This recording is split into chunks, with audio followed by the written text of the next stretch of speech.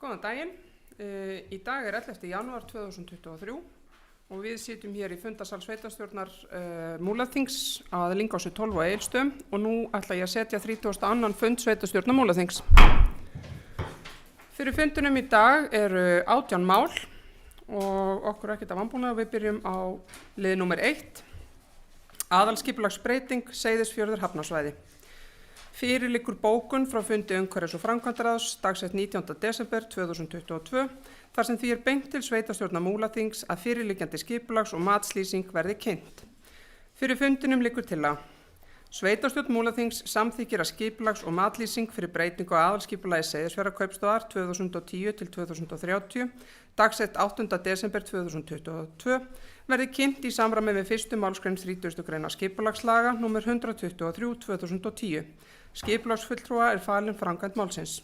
Ég ætla að opna fyrir mælendaskrá undir þessu lið og það enginn sem kveður sér ljós og því ætla ég að taka tillöguna til afgreiðslu. Þeir sem eru samþykkir rétt upp hönd. Það samþykkt samhljóða. Við fyrir þá í lið nr. 2. Aðalskipulagsbreyting námur vegna Axarvegar. Fyrir liggur bókun frá fundi umhverfis- og framkvæmdaráðs dagsett 19. desember 2022 þar sem því vísað til sveitarstjórnar Múlaþings að fyrirliggjandi tillaga fyrir breytingu á aðalskipulagi verði auglýst. Eftirfarandi tillaga liggur fyrir fundunum. Sveitarstjórn Múlaþings samþykkir að fyrirliggjandi tillaga fyrir breytingu aðalskipulags Fljótsdalshéraðs 2008 til 2028 vegna náma við nýjan Axarveg verði auglýst í samræmi við 31. grein skipulagslaga nr. 123/2010. Skipulagsfulltrúa falin framkvæmd málsins. Og ég ætla að opna fyrir mælendaskrá þessum lið, þeir einhverjir sem vilja taka til máls. Svo ekki, þá tekið tillöguna til afgreiðslu, þeir sem eru samþykkir rétt upp hönd. Það samþykkt samhljóða. Þá erum við komin í lið nr. 3, Kaupvangur 6, notkunarbreyting á skrifstofum.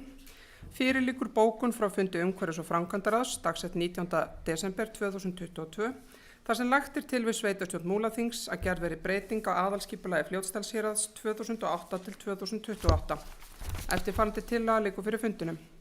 Að tillögu umhverfis- og framkvæmdaráðs samþykkir sveitarstjórn Múlaþings að gerð veri breyting á aðalskipulagi Fljótsdalshéraðs 2008 til 2028 sem gerir ráð fyrir íbúðum á miðsvæði þéttbýlisins og þeirri uppbyggingu sem þar gert ráð fyrir í deiliskipulagi miðbæ Egilsstaða.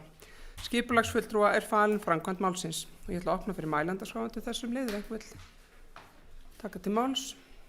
Svo ekki, þá tekið tillöguna til samþykktar. Þeir sem eru samþykkir rétt upp hönd. Það samþykkt samhljóða. Þá erum við komin í lið nr. 4, húsnæðisáætlun Múlaþings, endurskoðun fyrir 2023.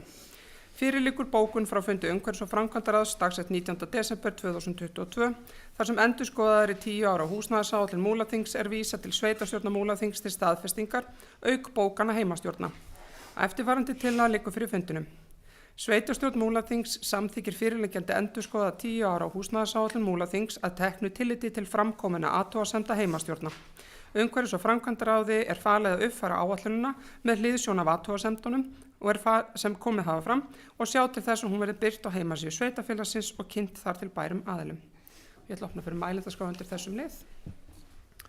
Berglind Harpa Svavarsdóttir, sveitarstjórnarfulltrúi, hefur beðið orðið, gjörðu svo vel. Forseti, góðir fundamenn. Mér langaði að koma þessu undir 4. lið, húsnæðisáætlun Múlaþings. Þetta 10 ára húsnæðisáætlun sveitarfélagsins og auðvitað endurskoðuð árlega. Og mér langaði bara að hún í rauninni mjög mikilvægt plagg fyrir okkur sveitarfélagið. Fyrir þá sem kannski ekki vita, þá ákveðin spá, bæði lágspá, miðspá og háspá, varðandi mannfjölda og þörf á íbúðarhúsnæði. Og eins og hefur komið fram að húsnæðisáætlun, hún fór til umsagnar til heimastjórna og það verður sem sagt tekið til þeirra athugasemda. Mér langar bara að koma með smá svona hugleiðingar líka bara varðandi kannski bara vinnu næsta ár að með þessa húsnæðisáætlun að verðum bara varast að áætla ekki áætlaða íbúða fjölgun og líka þörf á íbúðarhúsnæði. Þannig að mér finnst það svolítið vera þarna, þannig að mér langaði svona að taka upp umræðu. Og komum með smá staðrendir. Í fyrra þá var fjölgun hér innan Múlaþings 150 manns eða nákvæmlega 148 manns. og sú tala er bara mun herri en svo hásspá sem spáði til sko, fjölgun hér í síðustu húsnæðisáætlun. Og ef maður lítur til spár sko, hásspána 2023, þá það fjölgun upp á 90 manns og miðspáin upp á 60 manns og nú vorum við síðastlega ár með 150 manns. Þannig að mér finnst það ekki alveg, mér finnst svona að við þurftum að, svona, kannski alveg nóg mikill metnaður út af því ég horfi herra og ég hef trú á því að það verði gríðarleg fjölgun hér og mun meiri en hásspá segir til í þessu plaggi. Þannig að þetta virðist vera svona svolítið undir væntingum, myndi ég segja. En mér finnst sem sagt þessa tölur ekki alveg í takt, kannski við nýliðið ár og meðan við það húsnæðis uppbyggingu sem núna innan Múlaþings. Og við höfum staðið okkur vel í deiliskipulagsvinnu og höfum til staðar fjölbreyttar lóðir innan Múlaþings og þess vegna hef ég mikla trú á fjölgun íbúa. Bæði innan Múlaþings og á öllu Austurlandi á komandi árum, næstu árum. En það sem langar líka að koma með að sko, við vinnu þessa húsnæðisáætlunar þá horft bara til sveitarfélagsins, varðandi atvinnuástand og fleira, en ég tel að við verðum að horfa víðar, aðeins lengra í kringum okkur, af því að Austurland auðvitað eitt atvinnu- og þjónustusvæði og fólk keyrir á milli sveitarfélaga til vinnu, þannig að mér finnst kannski í næstu húsnæðisáætlun að þurfum að horfa til nærliggjandi svæða. Því verður að horfa til atvinnuuppbyggingar á öllu Austurlandi. Þannig að við verðum bara að venja okkur við að hugsa svolítið stórt og vítt yfir allt Austurland og þau tækifæri í rauninni sem liggja fyrir í atvinnumálum og almennur uppbyggingu, samgöngum og atvinnuuppbyggingu sem á borðinu, varðandi uppbyggingu á Egilsstaðaflugvelli og margt annað sem því tengist. Svo bara varðandi húsnæðisuppbyggingu, fasteignaverð hefur auðvitað hækkað gríðarlega sem þörfar á og ýtir auðvitað undir það að verktakar sjái hag sinn í því að byggja nýtt húsnæði og við veitum það að þetta skiptir okkur öllu máli varðandi fjölgun að það verði húsnæðisuppbygging hérna.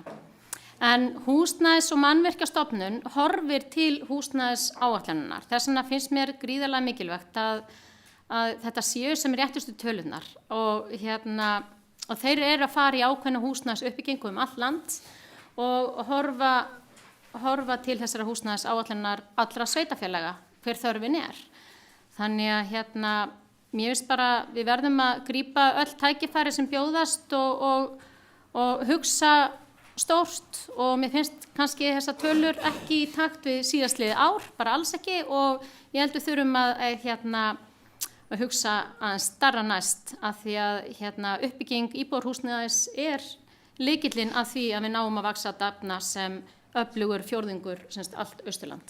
En takk fyrir. Sveitarstjórnarfulltrúi Berglind Svavarsdóttir er lokið máli sínu. Sveitarstjórnarfulltrúi Eyþór Stefánsson hefur óskað eftir að taka til máls. Gjörðu svo vel.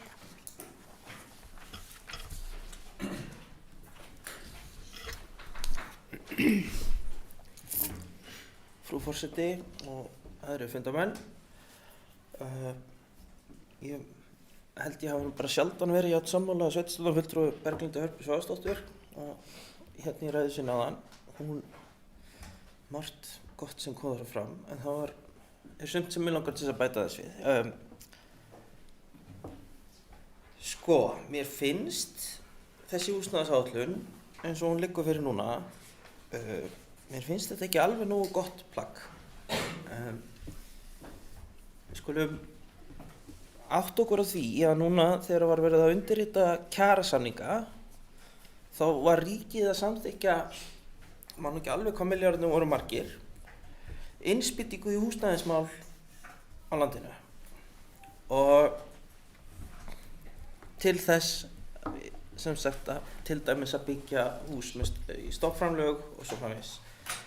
Við þurfum að átta okkur á því að þetta plagg sem við erum að fara að samþykkja hérna, við erum að fara að nota þetta í samkeppni við önnur sveitarfélög og aðra aðila til þess að keppast þetta fjármagn.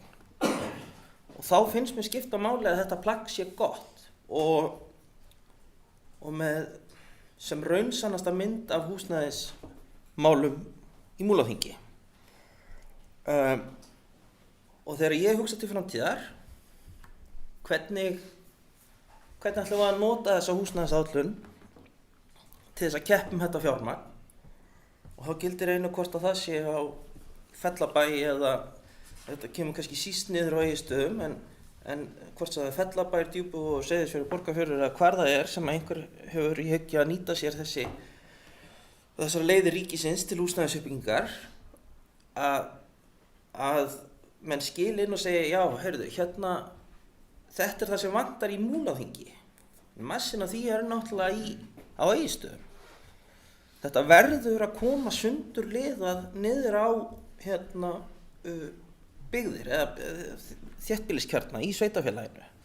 Þannig að ef einhver hefur áhuga að byggja í gegnum stofnframlög húsnæði á Seyðisfirði, þá getur það sýnt, já, hér er spáin fyrir Seyðisfjörð.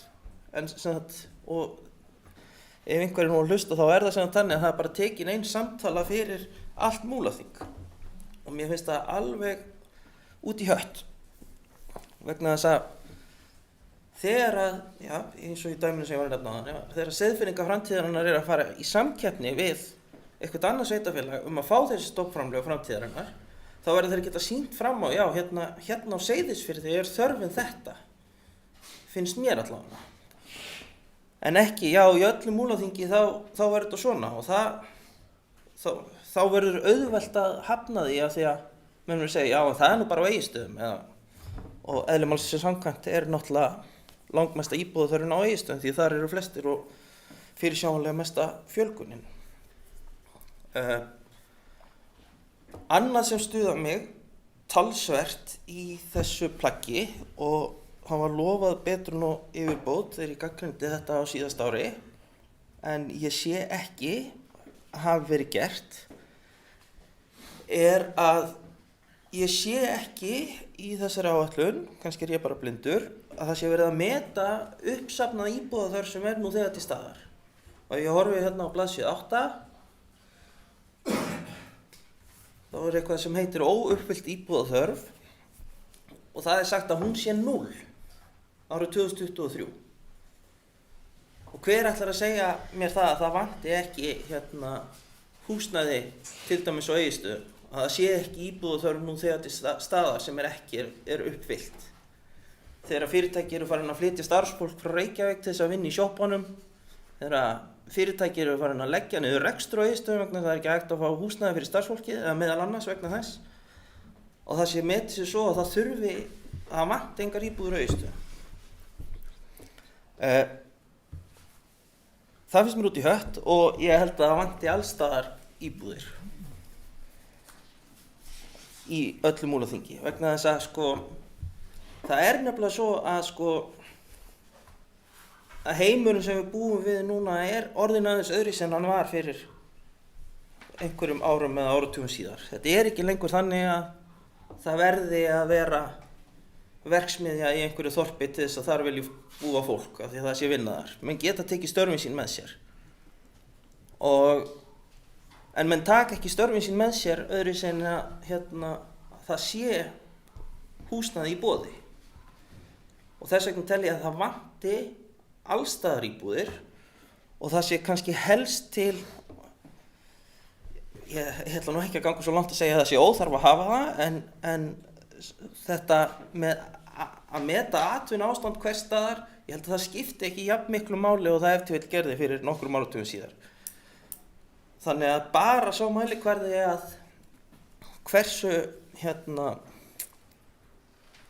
hversu gott atvinnuástandið er á hverjum stað, það skiptir ekki alveg jafn miklu máli, og það gerði áður. Þessi bókun sem við erum mér sýnist þetta nú hafa verið einhvers konar klúður, því að við erum í raun að fara að samþykkja núna einhverja húsnæðisáætlun sem við síðan munum ekki vita hvernig lítur út. Samkvæmt mínum upplýsingum er von á uppfærum gögnum frá Húsnæðis- og Mannvirkjastofnun varðandi þetta, og við erum að byggja þetta á drögum frá 16. desember en verðum að samþykkja þetta í janúar ef við skilum málavexti rétt, og við erum ekki ennþá komið með lokagögnin og við erum að samþykkja eitthvað framtíðarplagg sem á að vinna áfram. Mér finnst það svolítið óþægilegt og ber þess merki að við séum ekki alveg að gera þetta alveg rétt.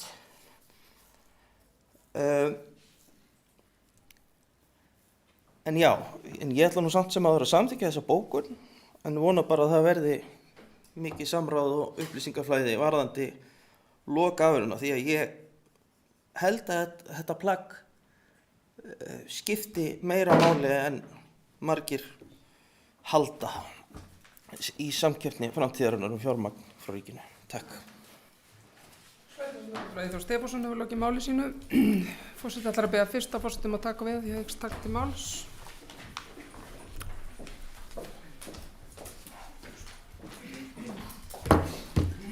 Sveitarstjórnarfulltrúi Jónína Brynjarsdóttir hefur beðið orðið. Gjörðu svo vel. Takk fyrir. Ég vil þakka bæði sveitarstjórnarfulltrúa Berglindi Hörpu Svavarsdóttur og sveitarstjórnarfulltrúa Eyþóri Stefánssoni fyrir bara mjög góða innlögn inn í þetta samtal hér. Það þannig að húsnæðisáætlunin gerð til 1 árs í senn. Þannig að ég tel mjög hæpið að segja að þetta sé svo slíkt framtíðarplagg að það sé ekki hægt að róta í því. Við erum ekki fyrr búin að samþykkja það, við þurfum að fara að breyta það aftur. Það þannig að við gerðum könnun, Austurbrú framkvæmdi fyrir okkur könnun í haust, þar sem að við vorum að reyna að finna út hvað þessi óþreifanlega uppsafnað þörf væri. Við höfum einhverjar niðurstöður úr þeirri könnun og núna eru að fara af stað krosskeyslur, þannig að við fáum betri upplýsingar það. Sem á að hjálpa okkur til þess að svara þessar spurningu hvað uppsafnað þörfin eins og Eyþór Stefánsson sveitarstjórnarfulltrúi bendir á. Hins vegar get ég nú ekki betur séð en að þessi húsnæðisáætlun gerir ráð fyrir uppsafnaðri þörf til framtíðar. Hún gerir hins vegar ekki ráð fyrir uppsafnaðri þörf fortíðarinnar og það alveg rétt, en við getum reynt að svara því með þessari könnun sem við höfum gert núna.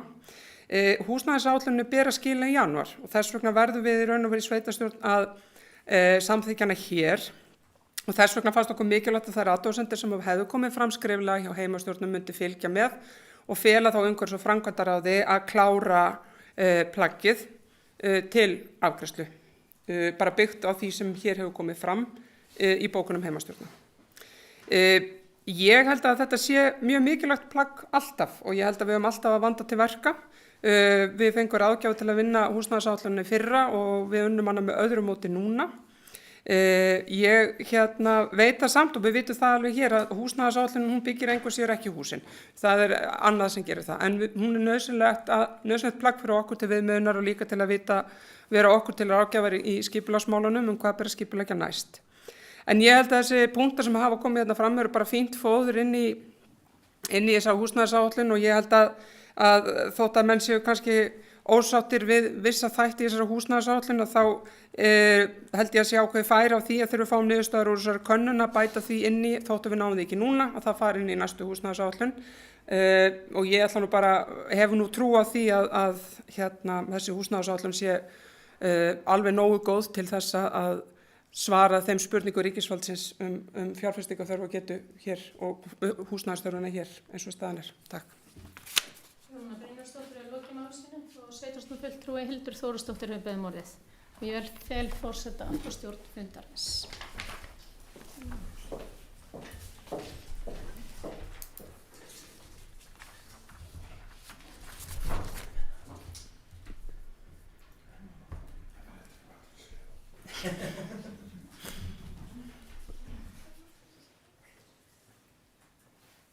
Já, forseti ágæti fundarmenn. Ég sammála því og tek undir að við þurfum að horfa aðeins til hærri talnanna í þessari áætlun sem við höfum verið að vinna með. Mér finnst hún óþarflega hógvær og mér fannst ágætt að skoða aðeins að því það hefur verið að fara þarna yfir íbúafjölgun, fara aðeins yfir hvað að gerast annars staðar á landinu og það er ágætt sviðmið fyrir okkur sem að erum í samkeppnisumhverfi bæði hérna innanlands og síðan náttúrulega bara við löndi kringum okkur. Ég ætla þess að fara yfir það. Vesturlandi þá var fjölgun 1,9%, Norðurlandi eystra 1,8%, Austurlandi 1,7% og Vestfjörðum 1,4%. Það var minnst fjölgun á Norðurlandi vestra, fjölgaði einungis 5 einstaklinga eða 0,07%. Og þetta er vísbendingar hvernig okkur að ganga. Við höfum náttúrulega verið með ágjör af íbúðaþróun á Seyðisfirði og Borgarfirði undanfarna ár og áratugi og það er rík ástæða til þess að hafa ágjör af því. En eins og kemur fram í húsnæðisáætluninni þá eru svona ákveðin kaflaskil á næsta ári þegar við byrjum á göngunum og það kannski er ekki minnst þarna á Öxi fyrir íbúa Djúpvogi en það er jafn mikilvægt fyrir íbúðaþróun þar eins og þróun húsnæðismarkaðar. Þannig að já, ég vonast þess að það eru athugasemdir og tillögur sem hafa komið frá okkur til þess að uppfæra þessa húsnæðisáætlun að það verði tekið til hennar af því þetta er mikilvægt plagg þó þetta sé uppfært á hverju ári. Nóg í bili. Takk. Sveitarstjórnarfulltrúi Hildur Þórisdóttir í lokin málsins. Eru fleiri sem vilja taka til máls?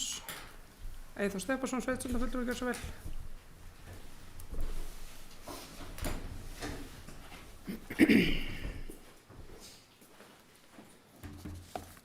Frú forseti og náttúrulega fólk.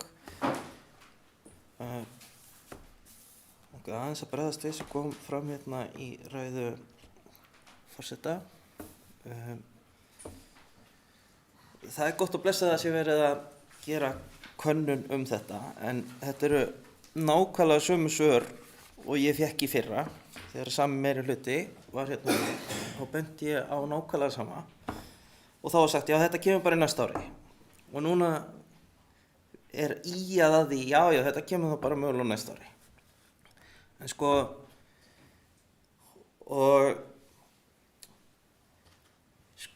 ég gerir mig grein fyrir bara eftir samtal við starfsmenn á sviðinu meðal annars og þeir eru ekki í öfundsverðri stöðu að reyna setja óuppfyllta íbúðaþörf í Múlaþingi. Það er bara alveg gríðarlega erfitt en það er skárra að slumpa á eitthvað heldur en að segja 0. Svo þegar við förum að sækja stofnframlög jafnvel á næsta ári, og hugmyndir upp það með Lánas og Borgarfirði, og við skilum inn húsnæðisáætlunum okkar og þeir sem eru að vega og meta umsóknirnar, þeir skoða hvað vantar mikið og sjá, óuppfyllt íbúðaþörf í Múlaþingi er 0. En eitthvað annað sveitarfélag sagði, slumpaði eitthvað, setti puttunum í loftið og slumpaði, já það vantar 500 íbúð í okkur. Hver er þá í betri stöðu til þess að fá stofnframlag? Það lítur að vera slumparinn þó að það sé ekkert gáfulegri vinnubrögð á bakvið það. Þannig að mér langar eiginlega frekar að einhver setji puttan upp í loftið og slumpa á eitthvað heldur en við skilum því frá okkur og það vanti. Það sé engin uppsöfnuð íbúðaþörf í öllu sveitarfélaginu. Og ég treysti mig til þess að meta þetta fyrir Borgarfjörð þannig að kannski getum við það farið úr 0 og upp í svona 5 til 10 íbúðir sem vantar á Borgarfjörði einum. En það er ekki flott.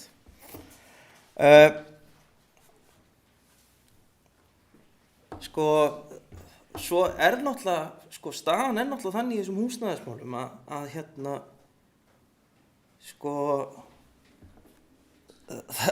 það vantar bara mikið húsnæði alls staðar.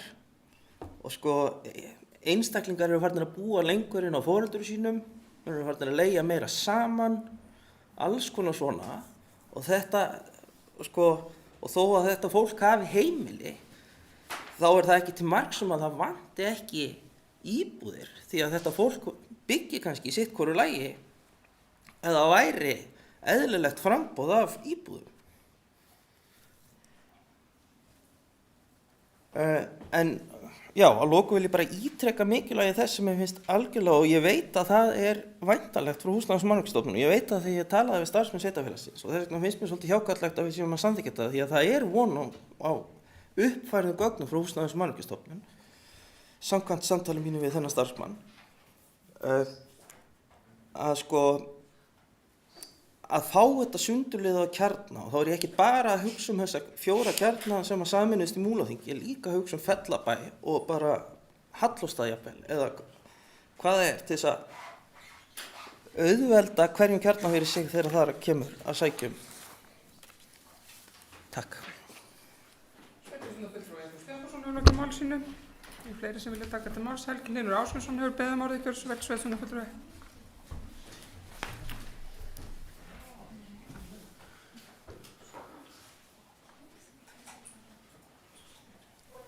forseti og aðra fundamenn. Ég hef svo sem ekki margt inn í þetta að leggja hana en sko, mér líður svona eins og þetta sé svona Groundhog Day. Þetta er bara nákvæmlega sama umræðan og í fyrra. Maður verður að treysta á það að við að vinnubragðið verði bætt. Þannig að við séum ekki að vinna þetta eftir að við nú verðum við að afgreiða þetta. Og þetta er bara ekki unnið í botn, þetta plagg. Við hljótum bara eiginlega að vera sammála um það að við vitum að það vantar íbúðarhúsnæði í Múlaþingi. Fyrir utan það að eins og Eyþór Stefánsson kom inn á, að þessi greining á störfum og húsnæðis þörf út frá því, það er bara svolítið langt aftur í tímann, sko. Þetta er bara, heimurinn er ekki svona í dag. Þar sem er fólk, þar eru störf, sko. Og fyrir utan það þá vitum við bara að við erum með gríðarlegan fjölda á Austurlandi af sko farandverka fólki af því að við höfum ekki húsnæði fyrir starfsfólk. Sérstaklega við sumartíman, þá skiptir hundruðum ef ekki sko mörg hundruð. Þannig að við þurfum að taka okkur á þessu og við skulum ekki láta þetta gerast þriðja ári að þetta verði svona eitthvað plagg sem við samþykjum. Takk. Sveitarstjórnarfulltrúi Helgi Ásbjörnsson hefur lokið máli sínu. Það eru fleiri sem vilja taka til máls. Sveitarstjórnarfulltrúi Berglind Harpa Svavarsdóttir, gjörðu svo vel. Forseti, góðir fundamenn. Það er áframhaldandi umræða en þetta sem er bara mjög fín umræða. Mér langaði kannski bara að koma eins inn á fyrsta sveitarstjórnarfulltrúi Eyþór Stefánsson. Hefur við mitt verið að tala um þetta 0, að við séum ekki að sem sagt það sé engin íbúðaþörf. Mér langar bara til að kannski fá svar frá þeim sem er alveg með þessa töflu á hreinu. Það stendur sko eins og til dæmis með hásspá eða hvaða spá sem það er. Óuppfyllt íbúðaþörf 0 allstaðar, en svo kemur uppsöfnuð íbúðaþörf, þú veist, í hásspá 37 og árleg íbúðaþörf 37. Þannig að langar kannski bara að því ég átta mig ekki alveg á þessu hvort að þetta sé kannski miskilningur hjá okkur í þessari töflu ef að kannski sveitarstjórnarfulltrúi Eyþór Stefánsson hefur þetta eða kannski bara sveitarstjóri Björn Ingimarsson geti kannski komið upp og hann hefur kannski svör við ýmsum hugleiðingum sem hafa komið hér fram sem hægt er að leiða þetta kannski. Takk fyrir. Berglind Harpa Svavarsdóttir, sveitarstjórnarfulltrúi hefur lokið máli sínu. Sveitarstjórnarfulltrúi Eyþór Stefánsson hefur óskað eftir að koma til svara. Gjörðu svo vel.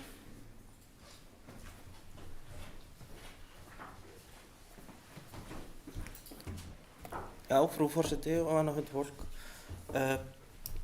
Ég talaði við starfsmann umhverfis- og framkvæmdaráðs sviðs varðandi þessa töflu því ég skildi hann ekki þegar þetta var til umræðu á heimastjórnarfundi í síðustu viku. Og þetta er sem sagt þannig ef að með töflun á blaðsíðu 8 fyrir framan ykkur að þá er þetta sem sagt hásspá, miðspá, lágspá og sko árlega íbúðaþörfin sem þar er nefnd, hún er bara út af sem sagt mannfjölda þróun og þar fyrir neðan er uppsöfnuð íbúðaþörf sem er bara sem sagt samtala af þriðjulínunni ár eftir ár, bara hvað hún safnast upp. En hins vegar þessi óuppfyllta íbúðaþörf, það er sem sagt svona það sem við hefum átt, það sem að, meðal annars heimastjórnum var falið að meta aðeins sjálft og þar átti kannski að koma svona það sem við töldum vera eitthvað svona til dæmis ef að það ætti að setja álver á Seyðisfirði á myndi árið 2028 sem ég er ekki að segja að gerast, en þá vantaði kannski, þú veist, 100 einingar til viðbótar þar kannski þetta eina ár eða eitthvað svoleiðis. Þannig að þetta er svona, það sem kemur svona, óvænt upp, svona ekki meðfram þessari mannfjöldaspá. Og já, og þar finnst mér persónulega árið 2023 ætti að vera svo uppsafnaða þörf sem við metum að setja í staðar nú þegar. En já, ég vona að þetta svari spurningunni. Sveitarstjórnarfulltrúi Eyþór Stefánsson hefur lokið svari sinu. Björn Ingimarsson, sveitarstjóri, biður orðið, gjörðu svo vel. Forseti og gott fundarfólk. Já, það varðandi þetta plagg eða þessa áætlun sem hefur verið unnin. Sko, mér sýnist að það virðist nú ekki allt hafa skilað sig því það búið að uppfæra þetta plagg. Þannig að það sem vísað til, hér verið að vísa til töflu á síðu 8. Í uppfærðu skjali sú síða númer 7 og síðan búið eftir upplýsingum sem barst frá HMS, þá búið að brjóta þetta niður á kjarna. Þannig þetta í uppfærðri greinagerð og þar búið líka í greinagerðinni sem fylgir, þar hefur verið horft til þess að taka tillit til þeirra athugasemda sem fram hafa komið frá heimastjórnum. Þetta plagg fer síðan til, verði þetta sú bókunartillaga sem hér liggur fyrir samþykkt, þá fer hún síðan til endanlegrar afgreiðslu inn í umhverfis- og framkvæmdaráði. En ég hef í rauninni skilið þetta þannig varðandi óuppfyllta íbúðaþörf, en það bara minn skilningur, það þarf ekki verið að það sé rétt. Ég hef skilið það þannig að í þessari uppsöfnuðu íbúðaþörf sem síðan brotin niður á kjarna, þá séu menn í svona upphafstölunum að taka tillit til þess sem til staðar í dag og óuppfyllt. En auðvitað hefði verið sjálfsagt æskilegt að brjóta þetta upp og hafa þetta annars vegar óuppfyllt og hins vegar síðan fyrirsjáanlega árlega íbúðaþörf. En ég hef skilið þannig að menn væru í rauninni, þess vegna kemur þessi núlltala inn.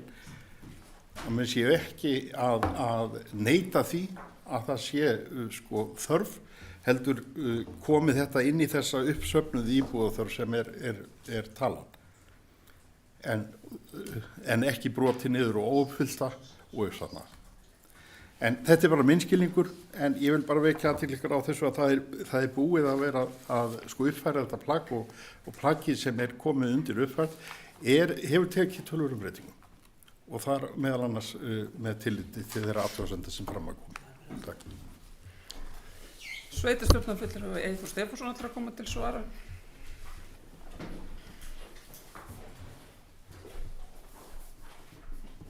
Já, frú forseti og annað höndufólk. Ég skal vera stutt orður því að ég kom nokkuð oft upp. Ég skal viðurkenna skömmina þegar ég var að tala blaðsviðtalið hérna áðan, þá var ég með það sem hafði ég opnað hjá mér, drögin en ekki húsnæðisáætlunina hérna, opnaði bara vitlaust skjal, en ég vissi að það væri von á þessum upplýsingum frá HMS og þær eru greinilega komnar og ég bara, þegar ég var undirbúin fyrir fundið þá staldraði ég bara við í drögunum og tók ekki eftir húsnæðisáætluninni sjálfur tilbúinni. En ég vissi allavega að þetta væri komið, væri væntanlegt segi ég, en ég hef ekki sama skilning og já, nú veit ég ekki alveg hvernig ég orða hann, bæjarstjóri Björn Ingimarsson. Vegna þess að ef ég skoða þá hérna í nýju dagskránni og tala bara þá byggð sem ég þekki best sem Borgarfjörður Eystri, að þá íbúðaþörf samkvæmt mannfjöldaspá þar 2 og ég sé ekki neitt einhverja uppsafnaða þörf þar annað en bara 2 íbúðir og þeir sem búa á Borgarfirði vita að það þörf fyrir fleiri en 2 íbúðir árið 2023.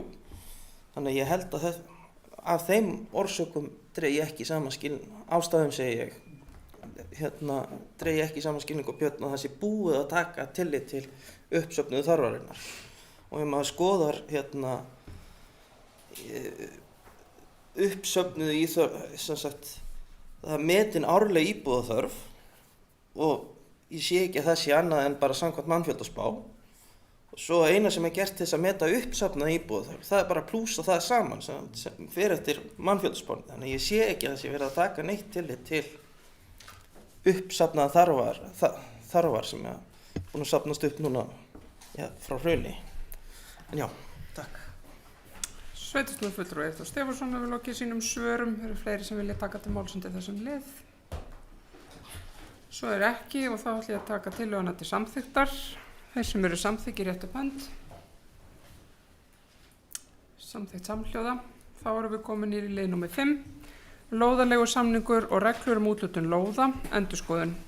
Fyrir liggur bókun frá fundi umhverfis- og framkvæmdaráðs dagsett 5. desember 2022. Þar sem því vísað til sveitarstjórnar Múlaþings að staðfesta fyrirliggjandi drög að endurskoðuðum reglum úthlutun lóða hjá Múlaþingi. Eftirfarandi tillaga liggur fyrir fundinum að tillögu umhverfis- og framkvæmdaráðs staðfesti sveitarstjórn Múlaþings fyrirliggjandi drög að endurskoðuðum reglum úthlutun lóða hjá Múlaþingi. Verkefnastjóra fjármála og umhverfis- og framkvæmdasviði falið að sjá til þess að reglurnar verði virkjaðar. Ég ætla að opna mælendaskrá undir þessum lið. Það enginn sem hyggst taka til máls og þá ætla ég að taka tillöguna til afgreiðslu, þeir sem eru samþykkir, rétt upp hönd. Samþykkt samhljóða. Þá erum við komin í lið númer 6. Hreindýraarður 2022. Fyrir liggur bókun frá fundi heimastjórnar Fljótsdalshéraðs dagsett 8. desember 2022 varðandi málefni hreindýra. Eftirfarandi tillaga liggur fyrir fundinum. Sveitarstjórn Múlaþings samþykkir að vísa erindi heimastjórnar varðandi mögulega vöktun skaða vegna hreindýra til byggðaráðs til umfjöllunar og afgreiðslu. Ég ætla að opna fyrir mælendaskrá undir þessum lið ef einhver vill taka til máls. Svo ekki þá tekið tillöguna til afgreiðslu, þeir sem eru samþykkir rétt upp hönd. Samþykkt. Samhljóða. Þá erum við komin í lið númer 7, vindorka í Múlaþingi. Fyrir liggur bókun frá fundi heimastjórnar Fljótsdalshéraðs dagsett 5. janúar 2023, þar sem því beint til sveitarstjórnar að taka málefni uppbygginga vindorku vera til umfjöllunar. Eftirfarandi tillaga liggur fyrir fundinum. Sveitarstjórn Múlaþings tekur undir með heimastjórn Fljótsdalshéraðs þar sem vakin athygli á að ekki liggur fyrir stefna sveitarfélagsins í vindorkumálum né heldur heildarstefna ríkisins. Í gildandi ríkisstjórnarsáttmála kemur fram meðal annars: sérstök lög verða sett nýtingu vindorku með það að markmiða einfalda uppbyggingu vindorkuvera og áhersla verður lögð á að vindorkuver byggist upp á afmörkuðum svæðum nærri tengivirkjum og flutningslínum þar sem unnt verður að tryggja afhendingaröryggi og lágmarka umhverfisáhrif. Sveitarstjórn Múlaþings bendir einnig á að í markmiðum samtaka orkusveitarfélaga eftirfarandi tilgreint: að arður af nýtingu náttúruauðlinda til raforkuframleiðslu skiptist með sanngjörnum hætti milli þeirra sem eru hagsmunaaðilar við orkuvinnslu. Það eru eigandi auðlindarinnar, orkuframleiðandinn, orkukaupandinn, þjóðin og nærsamfélagið. Í ljósi framangreinds telur sveitarstjórn Múlaþings ekki forsendur til að taka ákvarðanir stórfellda nýtingu vindorku innan Múlaþings þegar stefnumótun ríkisins í málaflokknum liggur ekki fyrir. Mikilvægt að ríki meti stöðu á framleiðslu og raforku á Íslandi, áætli þörf til frekari framleiðslu og ákveði með hvaða móti og hvar skuli afla þeirrar orku út frá ýmsum þáttum, svo sem umhverfislegum, samfélagslegum og efnahagslegum, með rammaáætlun eða öðru sambærilegu ferli. Ákveða þarf hverjar heimildir sveitarfélaga til gjaldtöku eða álagningar gjalda eigi að vera vegna slíkra starfsemi, heimildir til skattaafslátta eða samfélagssjóða eða annað sem hefur efnahagsleg áhrif fyrir sveitarfélög. Ágóða landeiganda, bætur til fasteignaeiganda í grennd vegna virðisminnkunar, tryggingar vegna umhverfisskaða á framkvæmda og rekstratíma og vegna niðurrifs að rekstratímum liðnum og fleira. Sveitarstjórn telur því að þær grunnforsendur sem þurfi til mótunar stefnu fyrir sveitarfélagið liggi ekki fyrir og mun ekki samþykkja vindorkuver á slíkrar stefnumótunar ríkisins. Ég ætla að opna fyrir mælendaskrá undir þessum lið og ætla að biðja fyrsta forsetum að taka við því forseti hyggst taka til máls.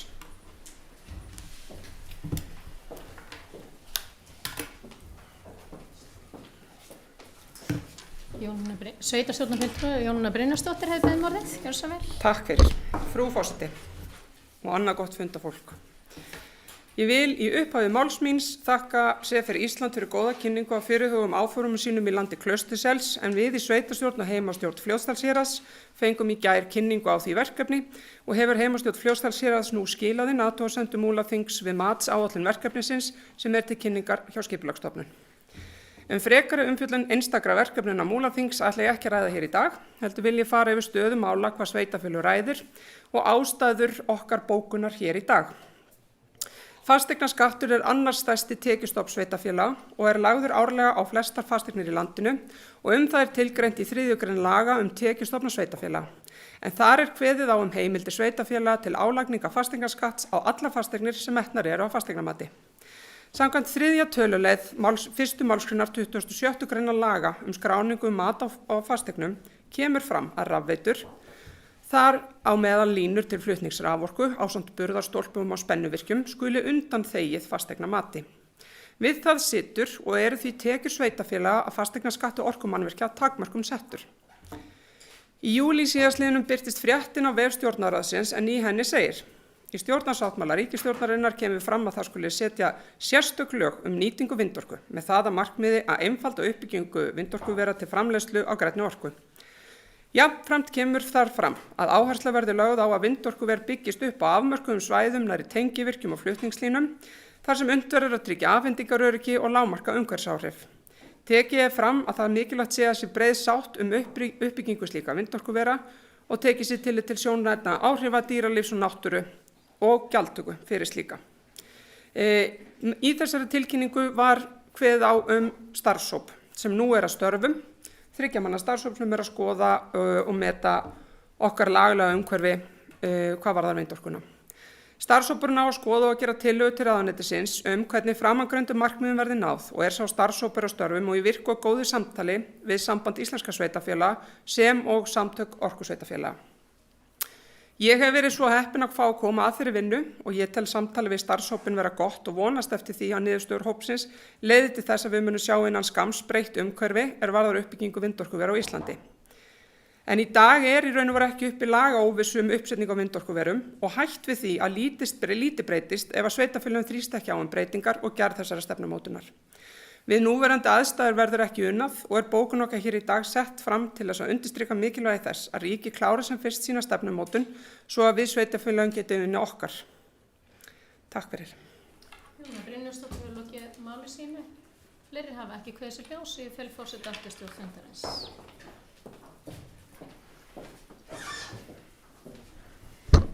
Sveitarstjórnarfulltrúi Helgi Hlynur Ásgeirsson sem við beðum að taka til máls.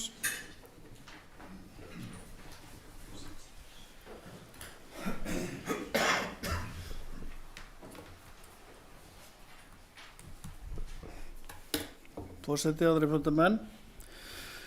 Ég ætla að samþykkja þessa bókun en að því sögðu þá ber himinn og haf á milli í skoðunum með þessum máli. Ég er ekki á því að við þurfum að þrýsta á að flýta því sem mest að erlend stórfyrirtæki geti sett upp vindorkuver út allar koppagrundir. Það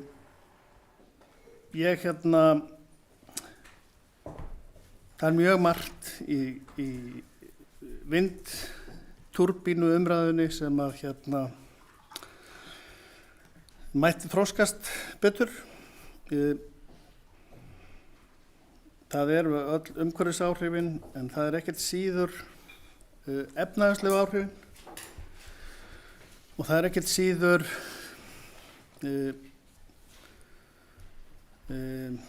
þrýstingurinn sem verður óneitanlega á sæstreng eða á útflutning á rafeldsneyti.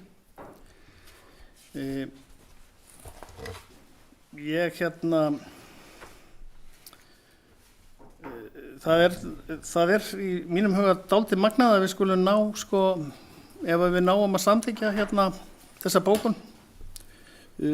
sameiginlega. Því við höfum mjög skiptar skoðanir á þessu máli. Eins og við erum sammála það að staðan eins og hún er núna, þá er ekki takt að komast áfram með þetta mál. Mér finnst það gott. Ég vil ekki vindorkuver í stórum stíl hér. Ég er búin að koma inn á það hér áður í þessu ræðustól að mér finnst þessi 27% af rafmagni á Íslandi sem framleiðir á Austurlandi, mér finnst það nóg. Ég vil að við förum að setja ekki aðrar körfur, fleiri körfur. Ég er ekkert spenntur fyrir efnaverksmiðjum. Ég bara verð að viðurkenna það. Mér langar ekkert í efnaverksmiðjur á Austurlandi. Við erum bara með alveg yfirdrifið nóg af frumframleiðslu á Austurlandi. Við þurfum að fara að horfa í aðrar áttir, fjölbrettri áttir og gera lífið á Austurlandi þannig að fólk vilji sækjast í að búa hérna vegna lífsgæðana, ekki bara vegna þess að það sé sæmilega hátt kaupa með inn á vöktum. Sko. Þannig að við erum mjög ósammála framtíðina, við erum sammála að við getum ekki gert neitt í þessu núna. Þannig að við munum vonandi samþykkja þetta öll. Já, ég ætla bara að hafa þetta svona í bili. Ég kem sjálfsagt upp ef það verður fleiri. Takk. Sveitarstjórnarfulltrúi Helgi Hlynur Ásgrímsson hefur lokið máli sínu. Sveitarstjórnarfulltrúi Pétur Heimisson hefur beðið orðið, gjörið svo vel.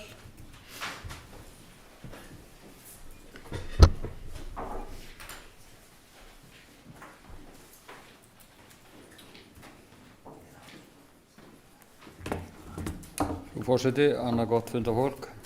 Já, ég verð nú reyndar að viðurkenna að ég var haldinn þeim misskilningi í rauninni þar til ég gekk hér inn að við værum að fara að ræða Klaustursselsvirkjun sérstaklega. Í sjálfu sér er það bara ánægilegt að við erum ekki að því að ég vildi nálgast þetta víðar og það eru mikil áform ýmissa aðila sem að verulegu leyti eru erlendir aðilar gríðarlega ásókn í íslenska náttúru til uppsetningu vindorkuvera og það land sem þar ræðir, það er að verulegu leyti víðerni að einhverju leyti á láglendi en sennilega mestu leyti á hálendi.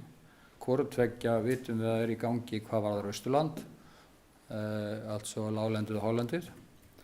Annars vegar á miðju stærsta láglendi Íslands, Fljótsdalshéraði, fyrir utan Suðurlandsundirlendið, mér sagt. Selða ekki dýran ég keypti það, ég vissum að það keppir þann titil við Lagarfossvirkjun. Hins vegar í því sem við getum kallað austurbrún Íslensks hálendis, sem eru fjöllin hérna að hluta til í Múlaþingi, þá Klausturselsland í því tilfelli og svo líka hjá grann okkar í Fljótsdalshreppi. Og ég hef þá bjargföstu trú og skoðun að það skuli varðveita þessi lönd af fremsta megni og það annars vegar kannski með vísan í það að ef við horfum til alls konar alþjóðlegra samtaka, stofnana, hvort sem það er Alþjóða heilbrigðismálastofnunin og fleiri, þá og náttúruverndarsamtaka, opinberra og óopinberra á heimsvísu, þá talað verndun ósnortins lands, ekki síst votlendis, annars vegar, og endurheimt votlendis hins vegar sem tvö stórmálin. Og með langtíma hagsmuni íslensks samfélags í heild í huga, þá held ég að þessum löndum sé betur varið sem vernduðum í eins miklu magn og hægt er. Í stað þess að fórnaði myndi vindorkuver með skammtíma hagsmuni, ekki allra, heldur fárra og jafnvel örfárra í huga.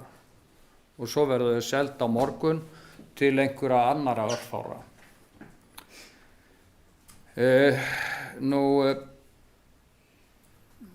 Þá það auk þess oftar en ekki þannig, sýnist mér, að það meira talað ótrúlega eftirspurn eftir orku sem endilega ekkert frekar skilgreind, heldur en að þessi talað rökstudda þörf fyrir orku. Og svo náttúrulega erum við í þeirri stöðu að hlusta á landsfeður og mæður eða fulltrúa orkufyrirtækjana mismunandi og maður hlustar á annan í kvöld og fær að heyra að það vantar alveg gríðarlega orku og hlustar á hinn á morgun og það vantar alls enga orku. Þetta þýðir náttúrulega að það mikil upplýsing áreiða og það alls ekki hvorki svo einfalt að fullyrða að það sé orku þörf, né hún sé alls ekki. Niðurstaðan sú að við höfum ekki klárar upplýsingar það og að fórna þessum löndum, eitt fyrir bingo og sérstaklega því þetta eru erlendir aðilar í þágu þeirra, í þágu vindorkuvera, það finnst mér skammtíma glapræði. Þannig að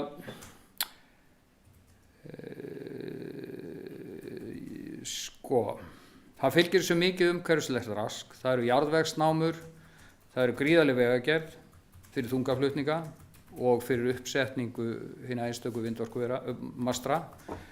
Það eru mikil undirstöðumannvirki, það eru förgunarsvæði spaða og það er talað um það í dag að endurnýja þá ekki sjaldnar á 25 ára fresti að marka má erlendaransóknir. Það til þeir sem að halda því fram að það verði sennilega styttri endingartími hér. Ég legg ekkert mat á það vegna þess að hvoru tveggja líka sagt jú, það eru kannski verri veður hér en jú, það kannski líka verið að búa til betri spaða sem þola það. Þannig að, en ergo við vitum þetta ekki. En 25 ára eitthvað sem miða við, þá þarf að urða þetta og enn í dag þarf að stórum hluta að gera það. En jú, það verið að vinna að alls konar og vonandi verður framþróunin ávaxtarík og það tekst að finna einhverju leið. En það þess virði að gera í rauninni íslenskt hálendi eða láglendi að tilrauna reit í slíku sambandi? Mér finnst það ekki. Af því ég nefndi þessa þungaflutninga, þá hef ég heyrt menn sem ég held að viti hvað að tala um, því ég veit það ekki en geri þessa ónefndu að mínum, geri þau orða mínum án frekari raka, að í gegnum okkar litla samfélag, til dæmis hér sem við erum í núna, fari 100, jafnvel 1000 trailerabílar með gríðarlega þungaflutninga, bara við það eitt að setja þetta upp.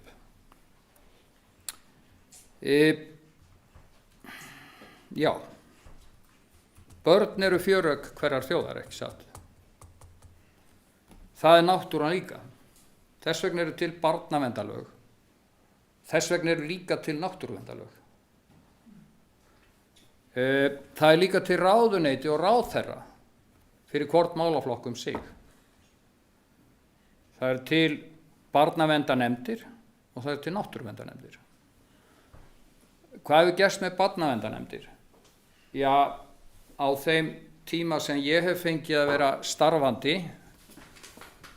og ein mannsævi þrátt fyrir allt ekki löng og því síður starfsævi, en þá það að ræða að barnaverndarnefndir hafa mínum að þið styrkst mjög mikið. Þær hafa ekki gert það bara af því bara, heldur hafa þær gert það vegna þess að stjórnvöld bæði frá Alþingi en líka á sviði sveitarstjórna hafa talið mikla þörf á því, hafa lagt áherslu á það og nú síðast vitum við að barnaverndarnefndir eru allt í einu núna ekki lengur tilorðnar vegna pólitískra fulltrúa sem þá skipa, hvers flokks sem þeir eru. Þetta fjallar ekki að vonda og góða, svo það sé sagt, og góða og vonda, og því síðu góða fólkið og hitt fólkið sem aldrei nefnt. Heldur fjallar þetta það að hafa faglegt starf í barnaverndarnefndum. Náttúruverndarnefndir á minni starfsævi hafa að mínu mati lítið eða ekkert þróast eða styrst hvað þetta varðar. Þeim einhvern veginn komið fyrir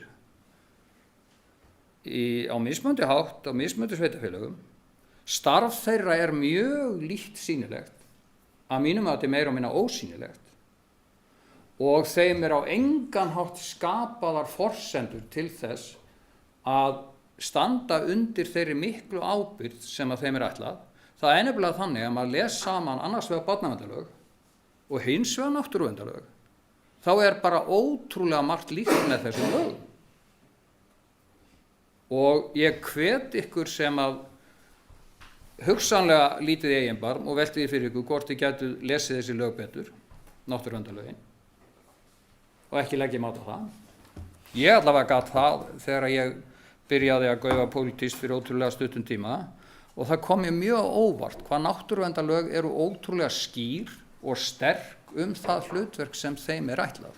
Og ég fullyrði það að í mjög mörgum sveitarfélögum, Þar á meðal og örugglega í Múlaþingi erum við ekki að axla það sem náttúruverndarlög ætla náttúruverndarnefndum að gera, og þess vegna ætla ég að enda á því að ég hreyfði því í grein fyrir ári eða svo að mér fyndist koma til grein að búa eina náttúruverndarnefnd til fyrir Austurland. Í dag vil ég þess vegna ganga miklu lengra og segja, gerum eitthvað líkt og verður að gera bara með barnaverndarnefndir, búum til náttúruverndarnefndir sem að hafa stærri svæði, hafa faglega burði og eru skapaðar aðstæður til þess að vera málsvari þess sem þeim er ætlað, íslenskri náttúru. Og að lokum bara að segja það er stutt síðan að ég var þeirra skoðunar að vindorka væri sennilega umtalsverður hluti af þess sem ættum að horfa til þegar að við þyrftum að takast á við vaxandi orkuþörf, því að hún er trúlega þarna, hvenær sem hún er nákvæmlega, þá væri vindorkuver trúlega eitthvað sem við ættum að gera, annars vegar á landi og hins vegar á sjó. Mér er sagt af þeim sem ég treysti og hef talað við allmarga að á sjó sé þetta ekki raunhæft í dag, langt út í hafi að minnsta kosti, þetta sé allt og dýrt. Ég trúi því þar til að mér er sagt eitthvað annað sem ég trúi frekar. Á landi er ég komin á þá skoðun að ég vil bara ekki sjá þetta. Og alls ekki í því landi sem ég er kjörinn til af fólki til þess að fara í þess tilfelli með náttúruverndarmál, eins og ég lít á meðal annars. Takk fyrir. Sveitarstjórnarfulltrúi Pétur Heimisson hefur lokið máli sínu. Næst hefur beðið orðið Hildur Þórisdóttir, sveitarstjórnarfulltrúi, gjörðu svo vel.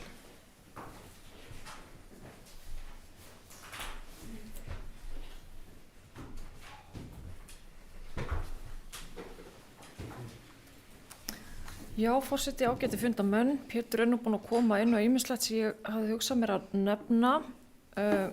Ég tek undir hvert orði í þessari bókun og finnst það gott að sveitarstjórn ætli sér að standa í lappirnar í þessu máli. Það er mikilvægt.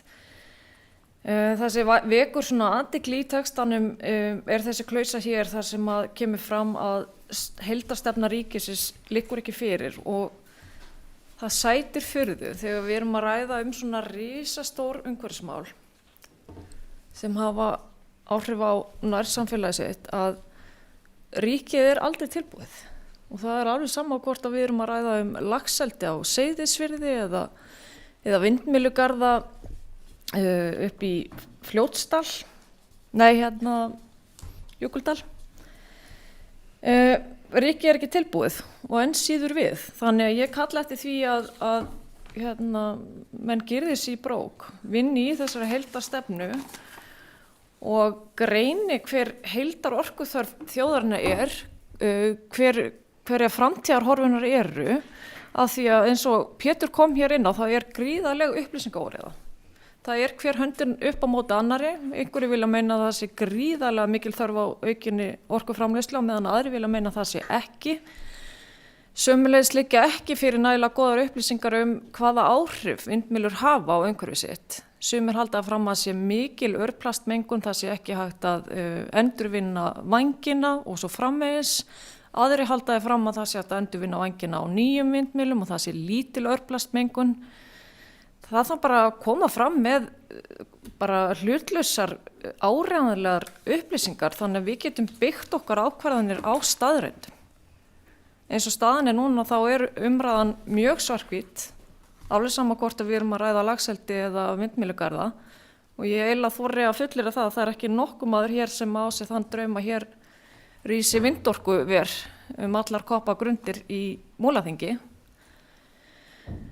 Þannig að, já, ég vona að þessi mál verði unnin að einhverju meiri festu heldur verið hefur, þannig að það sé hægt að auðvelda okkar ákvarðanir á sveitarstjórnarstiginu. Takk. Sveitarstjórnarfulltrúi Hildur Þórisdóttir og lokið máli sínu. Sveitarstjórnarfulltrúi Berglind Harpa Svavarsdóttir, við beinum að taka til máls, gjörðu svo vel. Forseti, góði fundarmenn. Ég ætla bara að taka undir orð forseta, Jónínu Brynjólfsdóttur, sem er búin að fara vel yfir áherslur okkar, og mér heyrist allir ætla að taka vel í þessa bókun sem fylgir, og það er fagleg vinna og stefnumótun í gangi hjá ríkisstjórninni, og það verður bara gott að sjá það og nauðsynlegt að hafa það til viðmiðunar þegar við förum áfram í þessa vinnu.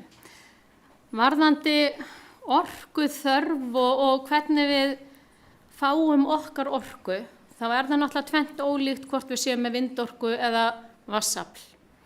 Og ég get alveg sagt það að ég mun hrifnari af vatnsaflsvirkjunum heldur en nokkuð tíman vindorku. Og þegar við vitum það eins og með ferðaþjónustuna að hún er gríðarlega mikilvæg fyrir okkur og við viljum passa náttúrulega eins og ég segi, víðernin okkar, náttúrulega séu náttúrulega ekki vindorka út allt, en við verðum náttúrulega bara að sjá hvar væri hægt að hafa vindorku veru og ég er alls ekki að segja ég sé fylgjandi þessari vindorku, en mér finnst samt svolítið svona orðin sem hafa verið látin falla. Ég er ekki alveg sammála því að, ég er sammála orku skorti, get ég sagt ykkur, og ég er sammála því eða mér er svolítið skjóta skökku við þegar verið hér í pontu að tala náttúru verndar sjónarmið og mér finnst þetta eiginlega skiptast í tvennt að sé bara verið að tala landvernd. Við erum með loftslagsmálin líka, þannig að það er gríðarlega mikilvægt líka eins og við sjáum þróunan í dag að við séum að fara að hætta með jarðefnaeldsneyti. Hvernig eigum við að geta það ef við getum ekki framleitt meiri orku? Þannig að mér finnst í rauninni bara að vera með vatnsaflsvirkjanir, mér finnst það bara umhverfisvænt. Það er bara þannig. Það ýtir undir, við erum með græna orku, það er það sem allir bara myndu sækjast eftir í dag. Þetta er græn orka og á mörgum stöðum sem þá eru vatnsaflsvirkjanir, ef það myndu hætta þá er það afturkræfar, það misjafn hvernig það er, en þetta fellur vel að landinu. Og þetta er gríðarlegt magna orku sem við fáum miðað við vindorku. Þannig ég er miklu hrifnari af vatnsaflsvirkjunum. Auðvitað eigum við ekki að setja þar hvar sem er, en við verðum að sinna okkar orkuþörf og sinna ábyrgð okkar í að framleiða græna orku og hætta með jarðefnaeldsneyti. Þetta er bara ábyrgðar hluti og ég vildi bara koma því á framfæri, en ég fagna því að við séum öll samstillt það að við sjáum hverjar áherslur verða í þessum vinnuhóp og áherslum ríkisstjórnarinnar í þessum vindorkumálum, en það vantar orku og við höfum gríðarleg tækifæri á að framleiða hana með þá frekar vatnsaflsvirkjunum sem ég hrifnar ef. Þannig en mér langar bara svona að koma þessu sjónarmiðum framfæri. Takk. Sveitarstjórnarfulltrúi Svavarsdóttir hefur lokið máli sínu. Hannes Karl Hilmarsson, sveitarstjórnarfulltrúi, biður að taka til máls, gjörðu svo vel.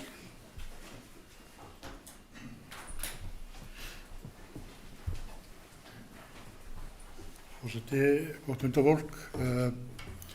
Þessi bókun hefur tekið aðeins breytingur á því sagði hana fyrst. Ég fagna henni, ég tek heilshugar undir hana. Finnst hún svona taka á því flestu hvað mjög varðar þá skoðun sem ég hef á þessum málum, nema ég myndi kannski helst vilja bara ganga enn lengra og banna vindorku algjörlega í Múlaþingi. En það er sannlega ekki boðið á þessu fundi. Ég tek undir með Berglind Hörpu varðandi vatnsaflið. Við erum með held ég 140 megavött eða marrétt sem eru komin í rannsóknarleyfi eða lengra í okkar sveitarfélagi, þannig að það var hægt að nýta þar mikið ef að þörfin er til staðar, sem ég svo sem veit ekki alveg heldur sko. Þannig að ég tek undir þessu bókunum mun samþykkja hana. Sveitarstjórnarfulltrúi Hannes Karl Hilmarsson hefur lokið máli sínu. Sveitarstjórnarfulltrúi Eyþór Stefánsson hefur beðið orðið, gjörðu svo vel.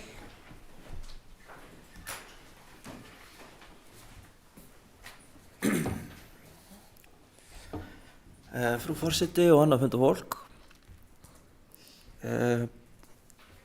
Já, þessi bókun sem liggur fyrir, ég mun samþykkja hana og hún hefur tekið jákvæðum breytingum í vikunni, svona þegar við fórum að kasta henni á milli okkar.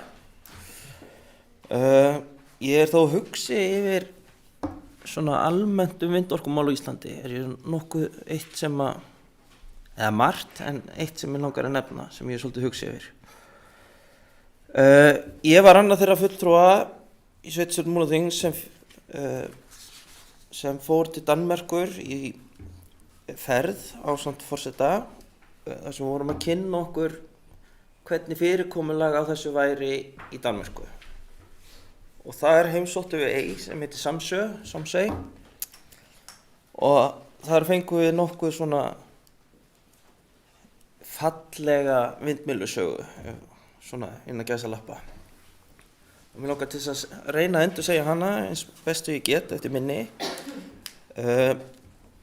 Það var sem þannig að það var tekin pólitísk ákvörðun það í Danmörku að Samsey ætti að verða sjálfbær orku og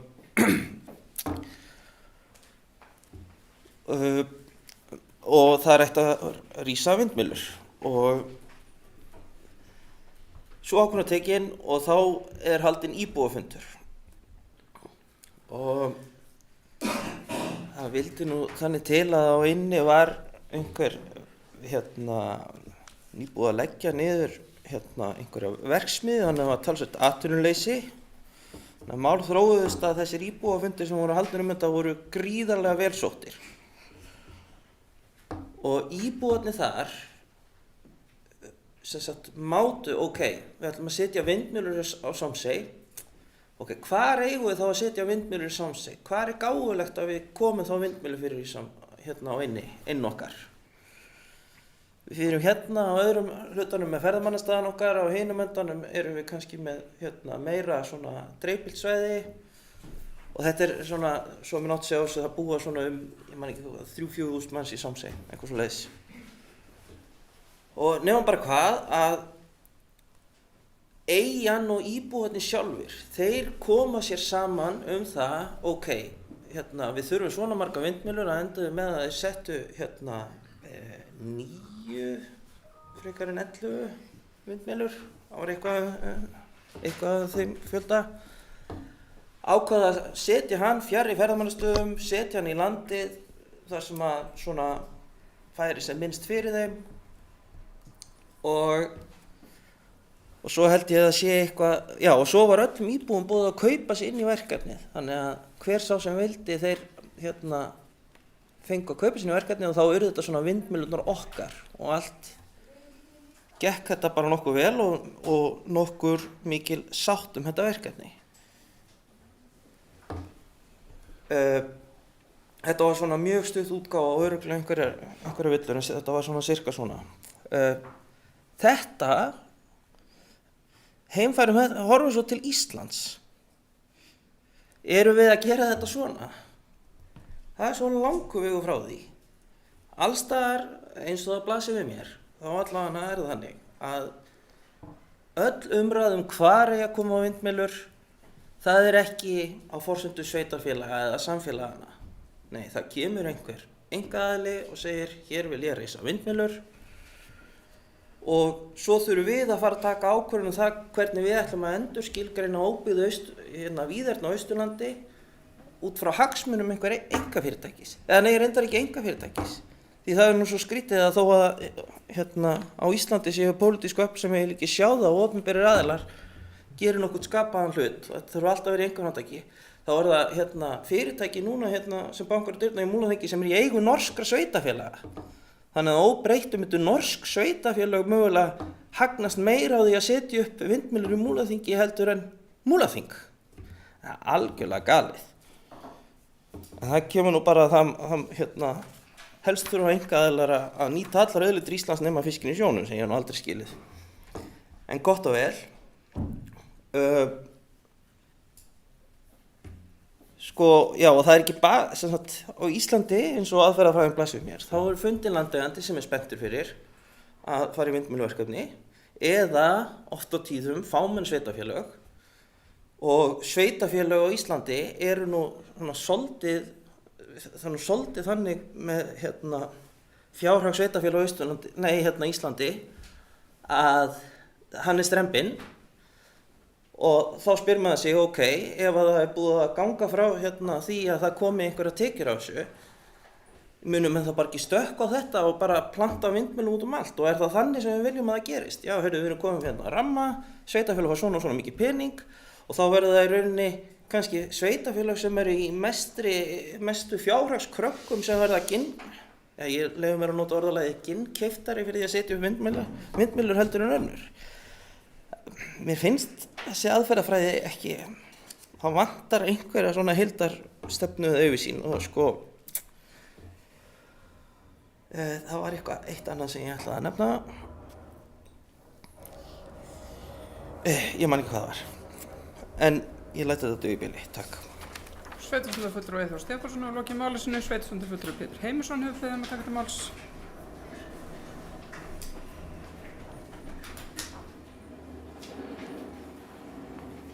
Forseti, það er góðið annað gott fundafólk. Ég kem nú aðalega upp til þess að segja það að ég glemdi að lýsa því yfir að ég mun styðja þessa bókun og það er mikilvægt að ef að hún verður samþykkt þá er í henni talað umhverfislega, samfélagslega og efnahagslega þætti. Það er jákvætt. Mér langar líka aðeins að hnykkja á því af hverju ég vil halda því fram að þetta hálendi sem við, og lálendi, því það er til umræðu líka sem við höfum sem sveitarfélagi inn okkar banda eða erum næstu nágrannar við. Þetta er eitthvað sem hvernig sem við orðum það, þetta er ótrúlega lítið, snortið, raskað. Þetta er náttúrulega að verulegu leyti alls ekki ósnortið, eins og stundum er talað um það. Það er nefnilega líka þannig, og það kom fram, ég var á þessum ágæta kynningafundi hjá Sefir í gær, að einmitt það er ekki alveg ósnortið. Það er notað sem veiðileyfi. Þar með má snerta það meira. Þar með er komin ástæða til þess að raska meiru. Þannig að það að reisa til dæmis vindmyllugarð í landi Klaustursels, það þýðir ekki bara það að það verður reistur vindmyllugarður þar, heldur verður þá orðið miklu meira rask og aðlægt öðru landi sem þá ef að vilji til þess að reisa vindmyllur þar og viðkomandi landeigandi vill gera það, já þá komið rök fyrir að raska því líka og þannig kollakolli. Það vill svo til að ferðamennskan sem að nýlega var af hagfræðingi í Kastljósi eða Kveik eða einhverju slíkum þætti, hana var sagt að það að við værum ekki verr bitin af verðbólgu en við erum, íslensk þjóð, þegar, væri ekki síst vegna þess að við værum ferðaþjónustu drifið hagkerfi með nákvæmlega orðum viðkomandi aðila. Það er ekkert sjálfsagt að vera ferðaþjónustu drifið hagkerfi. Við erum það að mínu mati að verulegu leyti, einhver myndi segja fyrst og síðast, en aðri myndi segja aðalega og jafnvel eingöngu vegna þess ekki af því að við séum svo áhugaverðar skepnur að heimsækja, Íslendingar sem slíkir, heldur meira vegna þess að landið sem við búum í svo áhugavert og það svo lítið snortið en ekki ósnortið. Þannig að það ef við röskum því með einhverju sem ekki bara sjáanlegt og ýmsir fulltrúar þessara verðandi vera, mögulega verðandi vera, vonandi ekki verðandi vera, þeir tala það eru háspennulínur þarna í gegn nú þegar, háspennulínur, þetta eins og tannstönglar í samanburði við það sem á að reisa þarna. Auk þess hreyfa þær sig ekki úr stað, né á staðnum. Þannig að samanburðurinn svo fráleitur.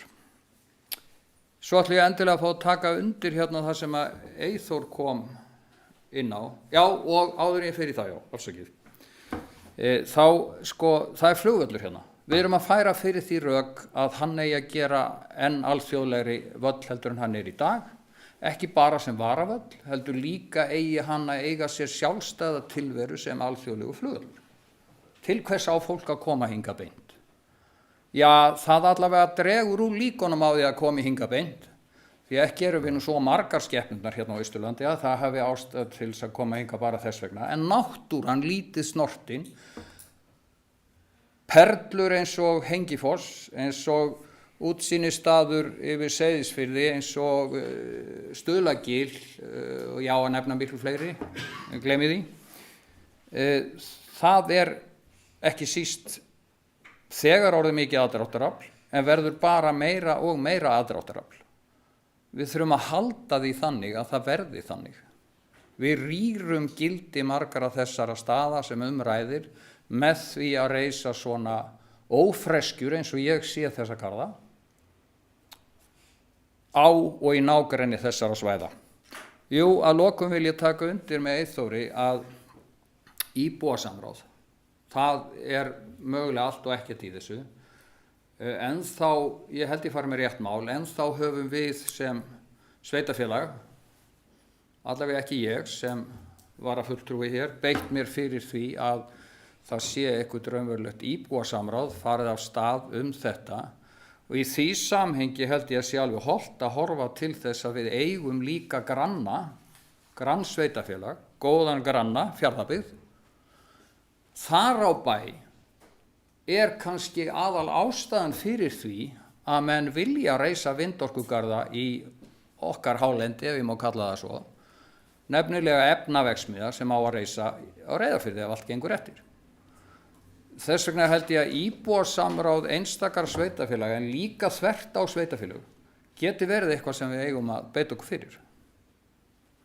Takk. Sveitarstjórnarfulltrúi Pétur Heiðarsson hefur lokið máli sínu.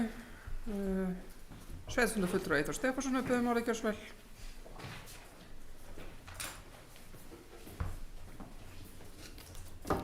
Já, frú forseti og annað fólk. Ég fraus hérna í pontu á hana því ég myndi ekki hvað ég ætlaði að halda áfram með, það er búið að rifjast upp.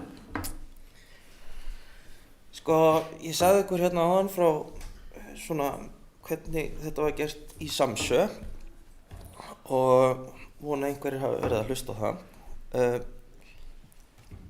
Vegna þess að sko almennt þá vinna Danir þetta svona. Held ég að ég megi leyfa mér að segja. Forseti getur þó leiðrétt mig af hennar upplifun og rauðrjósi í ferðinni. Og það er vegna þess að Danir eru búin að læra það, svo ég leyfi mér að sletta, the hard way, að aðrar leiðir eru bara dýrari og tímafrekari. Vegna þess að það vill svo til að þar sem er andstæða við vindmyllur, þá er hún þrautseig og endar yfirleitt í málaferlum. Eða það er allavega mjög mikill vilji hjá þeim sem eru á móti vindmyllum að fara með þetta alveg eins langt og hægt er. Og þess vegna þó að það sé, já, í augum einkafyrirtækja vesen að fara með þetta í íbúðasamráð, að þá hugnast mönnum sú leið betur þó hún sé tímafrek, að því að hin leiðin er bara erfiðar og tímafrekari. Vegna þess að menn lærðu það að sko að þegar þetta væru landeigendur, þetta tíðkast í Danmörku eins og ég skildi það sem okkur var sagt, menn fundu einhvern landeigenda sem var til í að eignast vindmyllur og hafa henni tekjur. Og þá var þetta alltaf landeigendur á móti öllum hinum, einstakar landeigendur. Þannig að Danir eru búin að fara búin að búa sér til ferli sem manni virðist vera til allar fyrirmyndar eins og okkur var kynnta. En svo leyfum mér aðeins að pæla, því að nú vill svo til að í okkar sveitarfélagi er að banka dyr fyrirtæki sem vill setja upp vindmyllur í Klaustursselsheiði, og ef ég myndi heimfæra það sko aðferðafræðin í Samsö eins og hún hefði þá verið gerð á Jökuldal, þá reikna ég með að það hefði verið kallaður til íbúafundur Jökuldalinga eða Norður-Héraðs eða hvað svæðið ætti að vera stórt. Þar settust menn niður og hugsuðu, já, hvar viljum við setja vindmyllur, hvar eru bestu aðstæður. Það vill svo til að samkvæmt vindorkugreiningu Múlaþings þá eru betri aðstæður til að setja upp vindmyllur annars staðar á Jökuldal í kringum Háreksstaðaleiðina. Það mögulega myndi heyrast raddir að já, við skulum nú kannski ekki hafa þetta alveg í nágrenni við kannski eina helstu ferðamannaperlu Austurlands. Ég veit það ekki, ef maður endurspeglar svona umræðuna með hvernig hún var eins og ég skildi hann í Samsö. Og sko íbúðarnir hefði hist og fundið svona hvar er skást að setja þetta í byggðin okkar eða jafnvel fjöllin okkar eða að mann leyfa sér að segja það er nú hættulegt. Ég sé ekki að það sé já, þetta var náttúrulega sko svo fjarriði, þetta er náttúrulega bara einhver útópía sem ég að lýsa, því að þetta er náttúrulega bara eins og að blasja við mér, hringt í einhvern landeiganda, ef hann hefði verið á móti ímynda ég mér að það hefði verið hringt í næsta og svo næsta, hang til einn hefði fundist og svo hefði farið í þann barning sem þarf að fara í kjölfarið. Og sko þetta er það sem truflar mig við vindmylluumræðina, vegna þess að svo getum við sko, eða hvert við stefnum í þessum vindmyllumálum í Íslandi, því að svo getum við sko, já við getum beðið eftir þessu regluverki frá ríkinu, ok, og svo kemur það og það kannski er ægilega gott fyrir okkur, við getum fengið pening fyrir einhverju samfélagsúrbótum eða einhvers konar þáttarekstrartekjum, partarekstrartekjum vindmylla, en þú ert ennþá með sko að þetta verður alltaf á forsendum einkaaðila eða landeiganda eða orkuframleiðanda, vegna þess að þeir eru að sækja fram, þeir eru að segja við viljum setja vindmyllu hér og þá þurfum við alltaf að taka afstöðu til einstakra vindmyllu kosta frekar en að við séum til dæmis, við erum ekki einu sinni búin að ákveða viljum við hafa vindmyllur á láglendi eða hálendi ef við ætlum að fá þær á annað borð. Og sko ég held bara að því miður sé skaðinn skeður í því vegna þess að þú veist, þeir eru komnir hér og þar og það er fullt af sveitarfélögum og einstaklingum bara búin að segja já ég vil vindmyllur hér og ég vil vindmyllur þar, en það er ekkert út frá svona, það er engin svona, það er ekki samfélagi sem er að taka þátt í að ákveða hvað sé skást að setja það og það hefði verið mín ósk að það hefði verið gert. Ég man ekki eftir fleiri sem ég ætlaði að segja. Takk. Sveitarstjórnarfulltrúi Eyþór Stefánsson hefur lokið máli sínu. Sveitarstjórnarfulltrúi Helgi Hlynur Ásgrímsson hefur óskað eftir að taka til máls, gjörðu svo vel.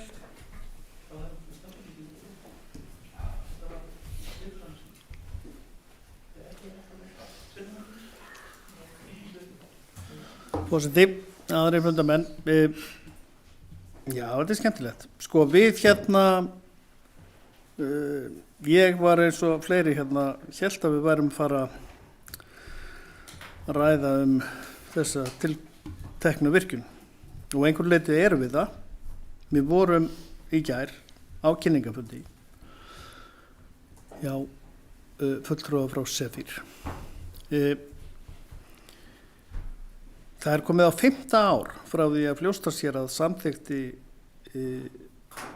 leyfi til að setja upp tilraunamastur til að mæla vind og Klaustursselsheiði.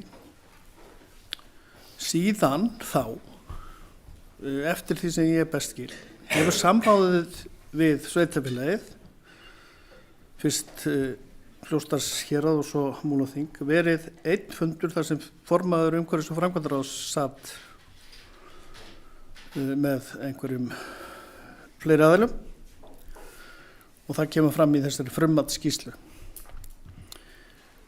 Mér finnst þetta frekar lítið samráð, ef ég á að segja alveg svo er. Mér finnst þetta of lítið á 5 árum. Og sérstaklega því að við erum að tala svolítið stóra hluti. Sko. Það er verið að tala 500 megawatt leyfið sem það er að sækja. Það slagar mjög hátt í Kárahnjúkavirkjun. Sko. Við erum að tala annarkvort mjög margar eða mjög háar vindmyllur. Af öllum líkindum verða það yfir 200 metra háar, kannski 250 ef þær koma. Það var eitt athyglisvert sem að Eyþór Stefánsson kom svo ýmislegt sem var ágætt hjá honum. En það sem ég langar að staldra við var þetta með fjárhagslega hagsmuni sveitarfélaga.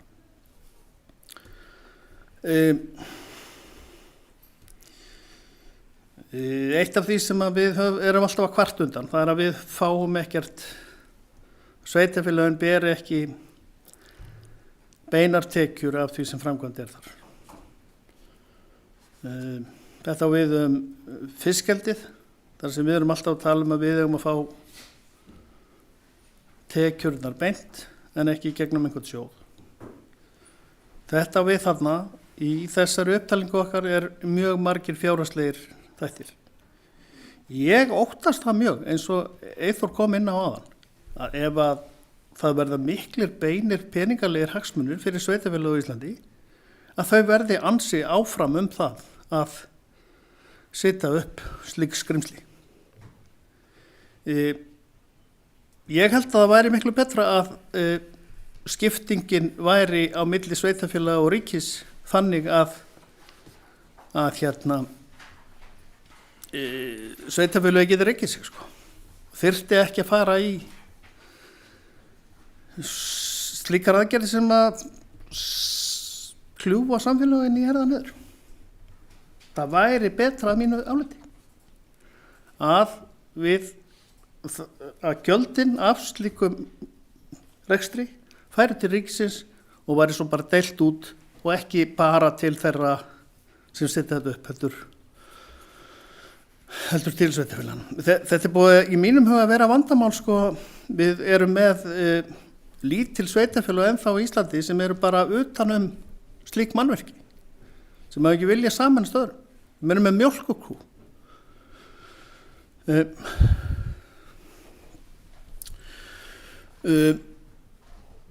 Svo getum við aðeins rætt eftirspurn eða þörf fyrir orku. Berglind, sveitarstjórnarfulltrúi Berglind Harpa segir já, það vantar orku. Það er örugglega rétt hjá henni, það vantar orku. En fram til þessa þá erum við að gera samninga sölu. Síðasti samningur sem við fréttum af raforku samningur 50 megawatt framleiðslu á rafeldsneyti til útflutnings. Það er þörf. Það er eftirspurn, ekki þörf. Það er ekki þörf fyrir innlend orkuskipti. Þetta er eftirspurn eftir raforku. Og eftirspurnin er endalaus. Sefir fyrirtækið sem er að með þessi plön þarna upp á rétt hjá Kárinu, eru með rétt 2000 megawatta samtals á Íslandi, umsóknir vindorkuver. Í Noregi er þetta fyrirtæki sem er í eigu norskra sveitarfélaga með 150 megawatt samtals í ferli. Er það ekki eitthvað skrítið? Við ræddum aðeins raforkuverð í gær. Raforkuverð er mjög lágt á Íslandi miðað við Evrópu sem er samtengt. Já, það hefur komið fyrir að raforkan í Evrópu hefur farið niður í mjög lítið. Þegar að vindurinn blæs og ekki þarf að kynda, þá er umfram framleiðsla á rafmagni. Það verður það líka á Íslandi ef við förum að setja upp mikið á vindmyllum. En hvernig þessir aðilar, þessi 2000 megawatt eru bara Sefir. Það eru öll hinn fyrirtækin eru þá eftir sem eru, þetta er út allt. Það eru búið að halda kynningafundi á Vesturlandi er þetta mjög víða. Hérna norðan við okkur, kringum Melrakkasléttu og Langanes, þetta er ótrúlega miklar hugmyndir uppi. Þetta eru þó stærstu hugmyndirnar hérna í Glustuseli. En hvernig þeir fá út að þetta sé, eða hvernig við fáum það út að þetta sé gott, það get ég bara ekki skilið. Við getum stækkað vatnsaflsvirkjanirnar sem við eigum sameiginlega, Landsvirkjun, við getum stækkað þær alveg helling. Ef að við viljum skítuga orku, sem er bara hægt að framleiða stundum, þá getum við framleitt miklu meira rafmagn á Íslandi. Það er bara staðreynd. Við erum ekki að nýta allt vatnið. En við höfum hingað til, sett upp vatnsaflsvirkjanirnar á Íslandi til þess að vera með jafnt framboð. Og svo framleiðum við aðeins meira yfir kaldasta tíman til þess að þegar mest orku er eitt varið, en almennt er þetta rosalega bein lína af því að 80% af orkunni fara líka til stóriðunar sem er bara með beina línu. 10% af orkunni á Íslandi fara til heimila og fyrirtækja, almennar fyrirtækja í landinu. Það er orkuverðið sem við erum að tala um og það er miklu lægra heldur en í Evrópu.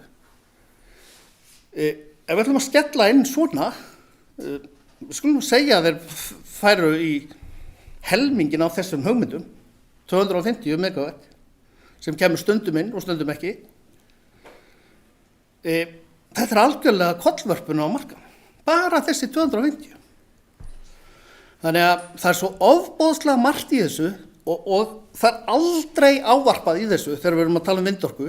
Jú, við þurfum að setja upp vindorku, það eru rosalega margir sem segja það er framtíðin, vindorkan er framtíðin, en það getur ekki verið að það sé framtíðin að ríkisfyrirtækið sem við hegum öll saman eigi að brúa bilið þegar einkafyrirtækin erlendu geta ekki framleitt sín orku og getur ekki verið að við ætlum að hafa jafnt framboð að Landsvirkjun eigi að brúa það bil.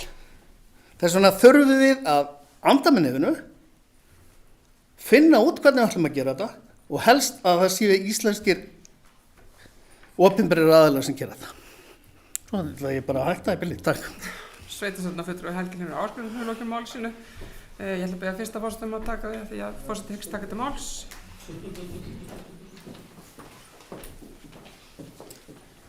Sveitarstjórnarfulltrúi Jónína Brynjólfsdóttir hefur beðið málið, gjörðu svo vel. Takk fyrir frú forseti og annað gott fundafólk. Mér langaði bara að þakka fyrir þessa góðu umræðu sem við höfum átt hér í dag. Ég held að flestir sem varu búin að tala sig út á mælendaskránum búin að fara upp til þessar. En ég bara fagna því að við séum að eiga samtalið og það er alveg rétt eins og hefur komið hér fram að umræðan er að mörguleiti polaríseruð, hún er að mörguleiti ekki með nógu upplýst, hvað varðar einhverja þætti, stefnumótun stjórnvalda liggur ekki fyrir, það eru náttúrulega fleiri þættir sem að skapa ákveðin vandræði í þessu öllu saman er að náttúrulega stærsti raforku framleiðandi á Íslandi er ríkið og þar að leiðandi vitum við það að við þurfum að tryggja það að sveitarfélögin og ríkið við náum góðu samtali um það hvernig við viljum haga þessum hlutum. Og hvað varðar það hvort að við viljum til dæmis að svona framkvæmdir fari gegnum rammaáætlun, þær eru þar inni í dag, viljum við það áfram. Ég held að sé mjög mikilvægt að svona vindorku áform fari gegnum einhvers konar áætluna þegar mér finnst það full mikið á herðar sveitarfélagana lagt að ákvarða sín á milli. Ég er kannski ekki alveg sammála sveitarstjórnarfulltrúa Helga Hlyn með það að tekjur á svona eiga að fara gegnum ríkið, þannig að reynsla okkar af því að ríkið sjáum og útdeli fjármunum ekki endilega til þess fallin. Ég held hins vegar að það sem að muni vera stærsti þátturinn í þessu er það sem að sveitarstjórnarfulltrúi Eyþór Stefánsson kom sannarlega inn á, að það mun vera samfélagið. Ég held að uppsetning á vindorku muni alltaf fara svolítið mikið eftir því hversu mikið samfélagið er tilbúið í það á hverjum stað fyrir sig og í hverju sveitarfélagi fyrir sig.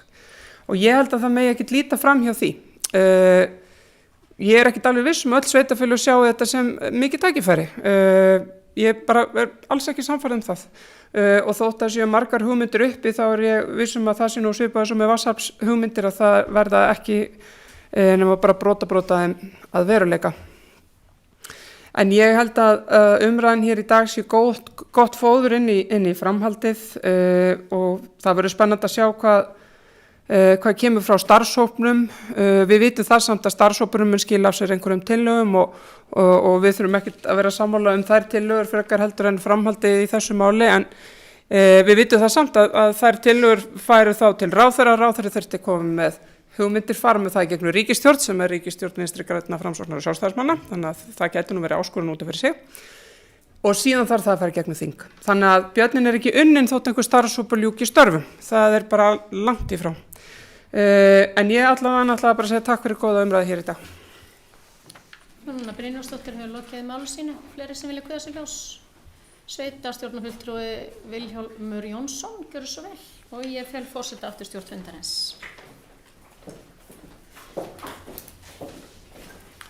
Já, forseti og fundamenn, ég ætla að taka bara undir með forseti að þetta búin að vera góð umræð og ég held að hún kannski sýndi þörfin að heimastjórnin kallaði eftir sem var þessi stefnumörkun. Þá liggur það í sjálf sér fyrir hjá okkur hvernig við ætlum að vara með málin þangað til að þetta fer að skýrast betur hjá ríkinu. Ég held að sé mjög mikilvægt hins vegar vegna þess að þarna þegar komið í vinslu þessi umhverfismat eða aðdragandi umhverfismat sem matstillagan, að þessi umfjöllun hún eigi sér stað í samfélaginu og fulltrúi sé fyrir bauð á kynningarfundinu mikið ær upp á, eða tók mjög vel í það að koma með opinn fund, íbúafund. Því ég held að þessi umræða hún þarf að ná út fyrir þetta herbergi þó við séum með opinn fund og honum sé varpað, að það sé mjög mikilvægt að þessi umræða þarf að eiga sér stað út í samfélaginu. Og líka hitt að menn sé að horfa á þessa valkosti eins og hefur komið bara ítarlega fram í umræðinu í dag. Að horfa á valkosti landnýtingar og aðra þætti sem skipta mjög miklu máli þessu bæði umhverfismálin, samfélagið og síðan kannski síðast en ekki síst stefna ríkisins og það er alveg rétt sem hefur komið hérna fram, menn eru svolítið að elda, þannig allt í einu orðin þessi tækifæri þau eru komið upp, en þessi heildarstefnumörkun hún liggur ekki fyrir, sem ég held að sé bara mjög mikilvægt, þannig að ég held að þetta var bara mjög góð umræðu og upplýsandi og þó mann hafi skiptar skoðinu þá er líka svo umhverfismat og aðdragandi að því þegar mann koma á þann stað. Það er þáttur í því að leiða fram þennan vilja þegar mann hafa upplýsingarnar og staðreyndirnar með sér í umræðinni. Takk. Sveitarstjórnarfulltrúi Vilhjálmur Jónsson hefur lokið máli sínu. Eru fleiri sem vilja taka til máls? Svo er ekki og þá ber ég tillöguna upp. Þeir sem eru samþykkið tillögunni réttu bönd. Samþykkt samhljóða. Þá erum við komin að liði nr. 8, byggðakvóti Múlaþings. Fyrir liggur bókun frá fundi heimastjórnar Borgarfjarðar, dagsett 5. janúar 2023, þar sem umfjöllun heimastjórnar byggðakvóta er vísað til sveitarstjórnar. Eftirfarandi tillaga liggur fyrir fundinum. Sveitarstjórn Múlaþings tekur undir með heimastjórn Borgarfjarðar og harmar rýran hlut Borgarfjarðar við úthlutun byggðakvóta 2022 til 2023. Mikilvægt er að fyrirkomulag úthlutunar almenns byggðakvóta verði endurskoðað þannig að hann nýtist meðal annars byggðarlögum sem af ríkinu hafa verið skilgreind sem brothættar byggðir. Ég ætla að opna mælendaskrá undir þessum lið, er einhverjum sem vilja taka til máls. Sveitarstjórnarfulltrúi Helgi Hlynur Ásgrímsson, gjörðu svo vel.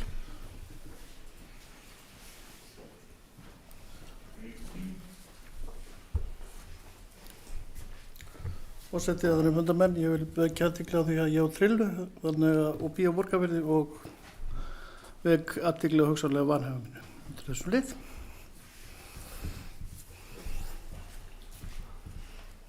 Já, viltu að það sé tekið til atkvæðagreiðslu? Já. Einmitt sveitarstjórnarfulltrúi Helgi Hlynur Ásgrímsson hefur vakið athygli á mögulegu vanhæfi sínu. Þeir sem eru samþykkir vanhæfinu rétt upp hönd. Það eru 2 atkvæði. Þeir sem eru á móti vanhæfinu rétt upp hönd. Já, það er 1 með og 10 á móti. Vanhæfistillagan er ekki samþykkt. Mælendaskrá er opin undir þessum lið. Er einhverju sem vilja taka til máls? Sveitarstjórnarfulltrúi Eyþór Stefánsson, gjörðu svo vel.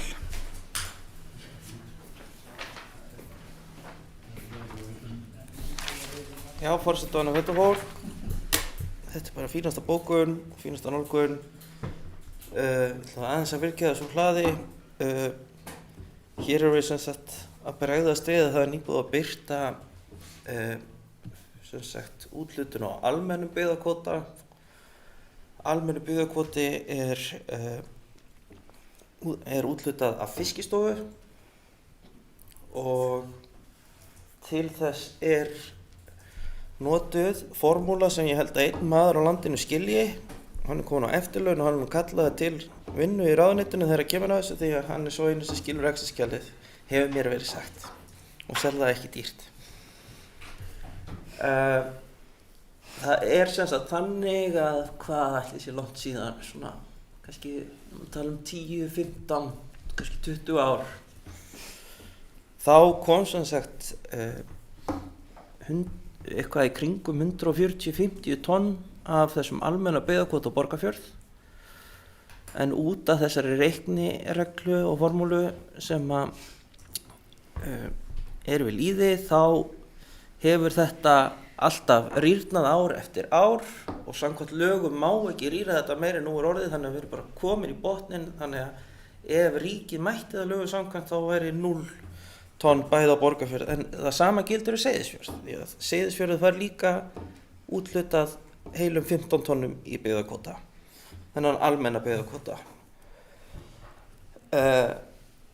Og sko þegar ég var meiri landkrabbi en ég er í dag, þá hafði ég ekki hundsvit á því hvað snýr upp og niður í þessu byggðakvótamálum og veit af alla en veit af aðeins meir en ég vissi þá. Og þá hélt ég að þetta væri svona byggðagerð sem væri til þess fallin að byggðir sem að höfðu orðið halloka eftir samþjöppun kvóta nytu einhvern veginn svona ættu þar einhvers konar greiðland. Og hver ætlar að segja með það að byggðir eins og Borgarfjörður Eystri og Seyðisfjörður hafi ekki farið halloka út á samþjöppun kvóta. Þannig að mér finnst þetta algjörlega galið hvernig þetta er og það sem ég hef nú mjög oft þegar einhverjum spurt mig og nefnt að hlusta það sem ég hef að segja, þið neyðist til þess. Þannig að þá hef ég stundum viljað koma þeim sjónarmiðum á framfæri að það væri kannski gáfulegt að fara að endurhugsa þessa byggðakvóta á þá leið að kannski nota þá áður en allt fer í bál og brand á staðnum. Þegar eru ákveðna vísbendingar að útgerð, það sé tvísýnt með útgerð eða vinnslu á svæðinu, að það megi þá nota þetta í innspýtingum meðan útgerðin eða þá á staðnum, en þetta sé ekki alltaf svona notað þegar allt er komið afsakjórnbræðið til fjandans. Eins og þetta hefur mest verið notað og við þekkjum dæmi þess vel á Djúpavogi þegar Vísir fer þá koma 300 tonna af þessum almenna kvóta á Djúpavogi ef mann rétt. En svo höfum við náttúrulega gagnrýnt það í heimastjórninni þó að fjall ekki beint þetta að svo erum við með sértækan byggðakvóta, það er byggðastofnun sem úthlutar honum og við höfum gagnrýnt það margoft og ég þreytist ekkert á að segja það skýtur svolítið skökku við að byggð sem er skilgreind sem brothætt byggð af byggðastofnun býður að fyrra bragði Borgarfjarðarhreppi þátttöku í því verkefni en við stöndumst hins vegar ekki áherslur eða kræteríur viðmið er orðið byggðastofnunar að fá sértækan byggðakvóta. Og í því samhengi get ég líka nefnt að þegar Bakkafjörður fór inn í verkefni brothættar byggðir þá fylgdi með því 500 tonna byggðakvóta. Það kom ekki á Borgarfjörð. Já, nú, takk. Sveitarstjórnarfulltrúi Eyþór Stefánsson hefur lokið máli sínu og fleiri sem vilja taka til máls undir þessum leið. Sveitarstjórnarfulltrúi Helgi Hlynur Ásgrímsson vil taka til máls, gjörðu svo vel.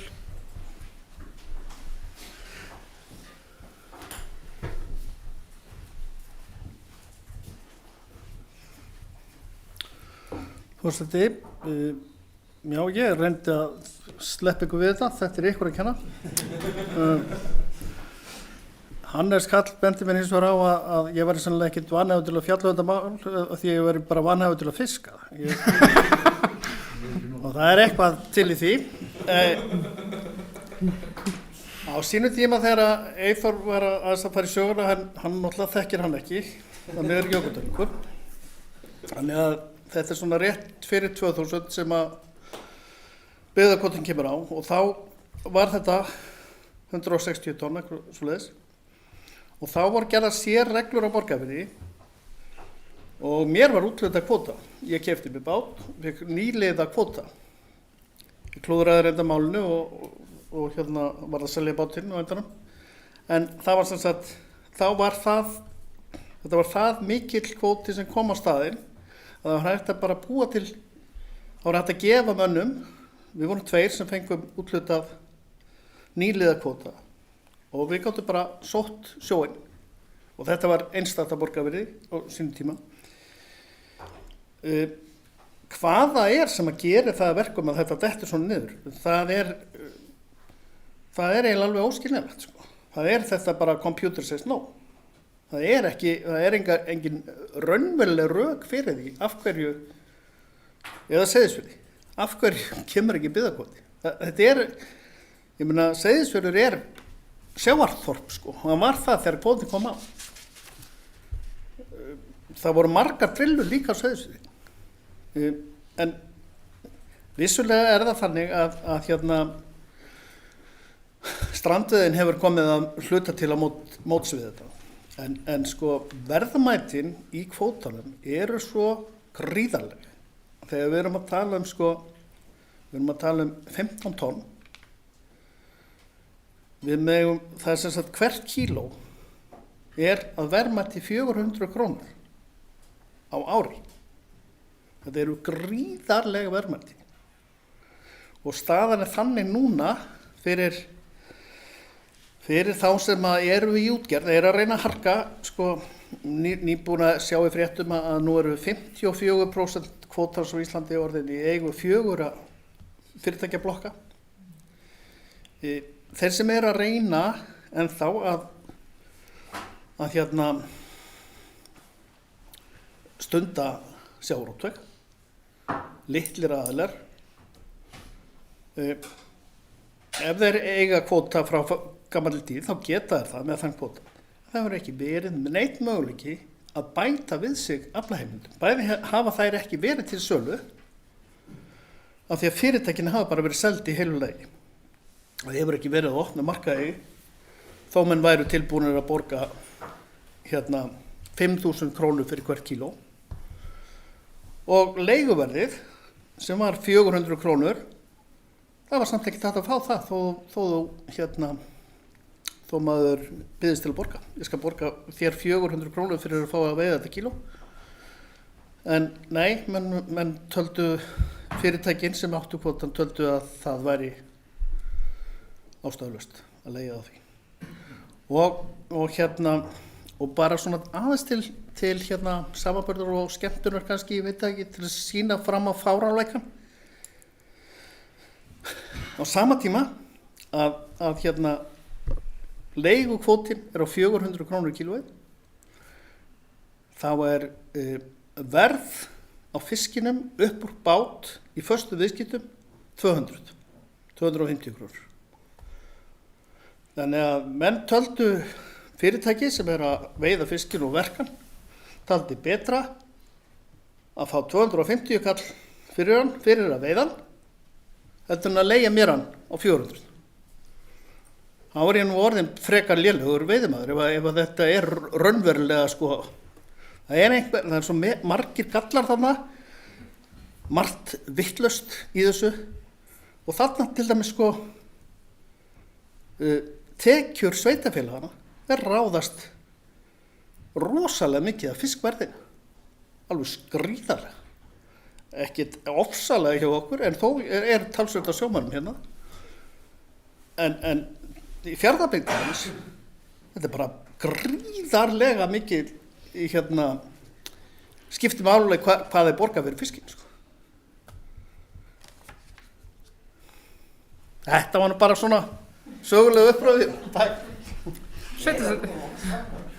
Sveitarstjórnarfulltrúi Helgi Hlynur Ásgeirsson hefur lokið máls sínu, eru fleiri sem vilja taka til máls.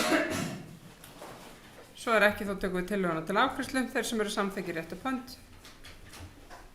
Samþykkt samhljóða. Þá erum við komin í lið nr. 9. Kosning fulltrúa í embætti stjórnir, ráð og nefndir. Fyrir liggja tilnefningar fulltrúa HSA, Félags eldri borgara á Djúpavogi, Seyðisfirði og Fljótsdalshéraði í öldungaráð Múlaþings, en Félag eldri borgara á Borgarfirði mun ekki tilnefna fulltrúa í ráðið. Einnig þarf að skipa á ný varafulltrúa í fjölskylduráði Múlaþings og tilnefna varafulltrúa í heilbrigðisnefnd Austurlands í stað Kristínu Sigurðardóttur sem hefur beðist lausnar sem kjörin fulltrúi. Eftirfarandi tillaga liggur fyrir fundinum. Sveitarstjórn Múlaþings samþykkir að Ragnhildur Rós Indriðadóttir, Ásdís Benediktsdóttir, Jóhann Björn Sveinbjörnsson og Gyða Vigfúsdóttir taki sæti í öldungaráði Múlaþings sem aðalmenn og Soffía Jónasdóttir, Eðvald Ragnarsson, Gunnhildur Helga Eldjárnsdóttir og Eyþór Elíasson sem varamenn. Sveitarstjórn samþykkir að Sóley Rún Jónsdóttir taki sæti sem varamaður í fjölskylduráði í stað Kristínu Sigurðardóttur sem beðist hefur lausnar. Sveitarstjórn samþykkir að tilnefna Jóhann Hjalta Þorsteinsson sem varafulltrúi í heilbrigðisnefnd Austurlands í stað Kristínu Sigurðardóttur. Ég ætla að opna fyrir mælendaskrá undir þessum lið ef einhver vill taka til máls. Svo sveitarstjórnarfulltrúi Eyþór Stefánsson, gjörðu svo vel. Leifturstöng spurning,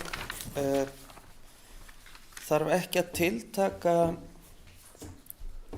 gerist það bara sjálfkrafa með hann að Jóhann Hjalti verði varamaður í sveitarstjórn eða þarf að bóka það? Það þarf ekki að bóka það.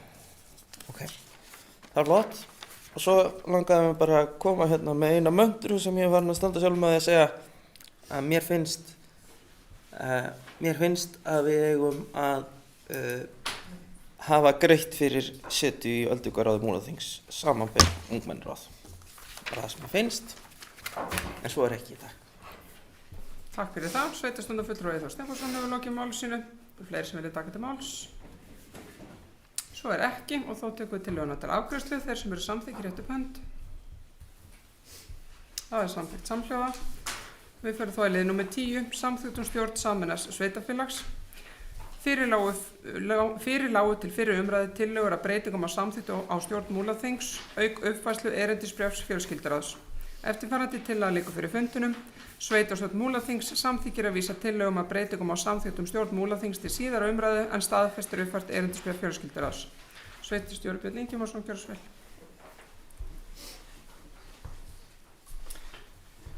Já, forseti, gott fundar fólk. Ég ætla nú bara aðeins að koma og fara hér yfir hvers vegna þessar breytingar á samþykktum tillaga þeim liggur fyrir og þetta byggir rauninni, fyrst og eingöngu á því að þessum breytingum á barnaverndarlögum sem að hafa leitt til þess að það eru núna virkjuð umdæmisráð á landinu í stað þar sem fara með barnaverndarmálin í stað þess að það séu einstaka barnaverndarnefndir hjá hverju sveitarfélagi og þetta eðlilega kallar á breyttar samþykktir, þannig að samþykktirnar séu uppfærðar í samræmi við gildandi lög og það snýst þetta mál.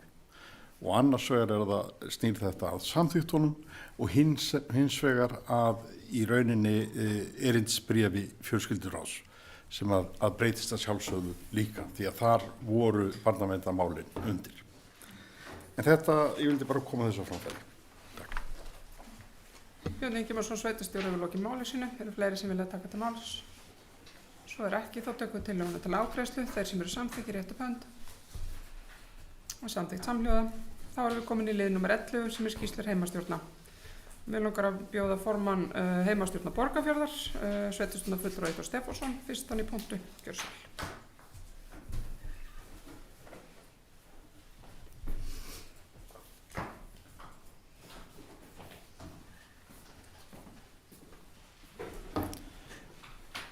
Já, nú gleymdi ég tölunni.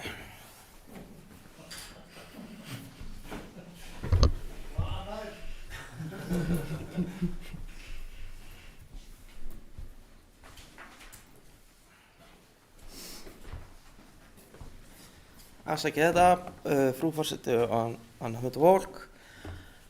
Við erum búin að, frá síðasta sveitarstjórnarfundi erum við bara búin að halda einn fund og hann var stuttur og svona það helsta sem við ræddum og honum höfum við tekið fyrir sem dagskrárliði hér. Þannig að það stefnir í að vera stuttorður.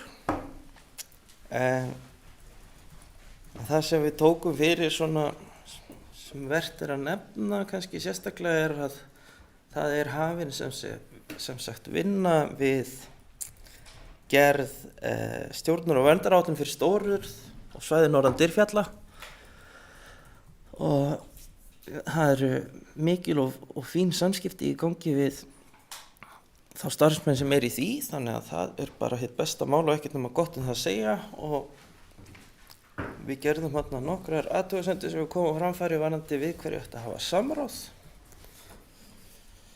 varðandi þessa áætlunargerð Það er nú eiginlega bara eitt annað sem ég langar til að segja og það er að við hugum að íbúafundi og ætluðum að hafa hann í janúar en okkur langar til þess að geta sagt hvað er að gerast í Fjarðaborgarmálinu á þeim fundi þannig að vonandi er nú eitthvað að frétta þar og mér heyrist það á starfsmönnum sviðsins að það sé svona eitthvað farið að mjakast á einhverjum hraða snýrsins í þeim efnum. En hraði snýrsins er betur en sá hraði sem hefur verið í verkefninu allavega. Já, en þannig að við ákvaðum að fresta því að hafa þennan íbúafund í janúar og við erum svona að horfa á í vor einhvern tímann. Já, ég ætla ekki að hafa þetta lengur nema ég ætla bara að enda á að segja áfram höttur í kvöld og gagnrýna forseta fyrir hennar fundartíma sem gerur okkur ókleift að fara á leikinn sem hér sitjum. Takk. Ég veit nú ekki betur en að sveitarstjórnarfulltrúi Eyþór Stefánsson hefur lokið við máli sínu sé að fara með flugvél til þess að horfa á þennan leik. Við þakkum formanni heimastjórnar fyrir að Borgarfirði og ætlum að bjóða formann heimastjórnar á Djúpavogi hér í pontu, Guðný Lára Guðrúnardóttir, sveitarstjórnarfulltrúi Garsvel. Takk. Frú forseti og aðrir fundamenn, á 33. fundi heimastjórnar þann 5. janúar síðastliðinn voru 6 mál á dagskrá að undanskildri skýrslu fulltrúa sveitarstjóra sem allt er að finna sem síðasta mál á dagskrá fundar. Sem ég langar að brýna enn og aftur fyrir fólki að skoða því sú skýrsla er engar upplýsandi. En Davíð Þór heimsótti frá Eimskip og fögnum við því alltaf þegar fyrirtæki sína slíkt frumkvæði. Margt gott og mikilvægt fór á milli okkar í þeirri heimsókn. Almenn ánægja virðist ríkja meðal íbúa hversu fljótt var brugðist við vegna frétta varðandi framtíð nýja Axarvegarins.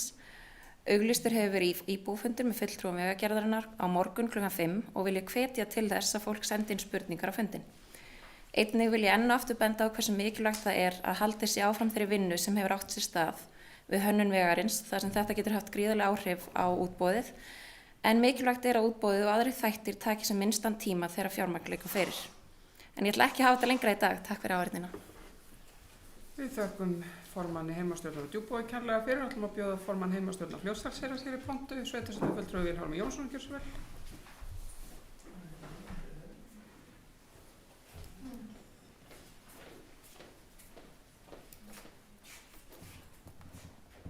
Já, forseti og góði fundamenn.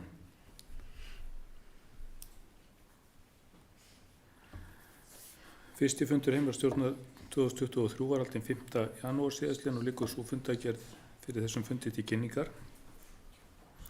Á fundinu var kynnt erindi frá Umhverfisstofnun vinnu við gerð stjórnar og verndaráætlana fyrir Stórurð og svæðið norðan Dyrfjalla og er í hafinu og samráðsáætlanir þar það sem gert ráð fyrir víðtæku samráði. Og samkvæmt tímaáætlun verkefnisins er gert ráð fyrir að áætlunum verið tilbúin í október eða nóvember á þessu ári og ég held að það sé bara mjög ánægjulegt ef að það getur gengið eftir.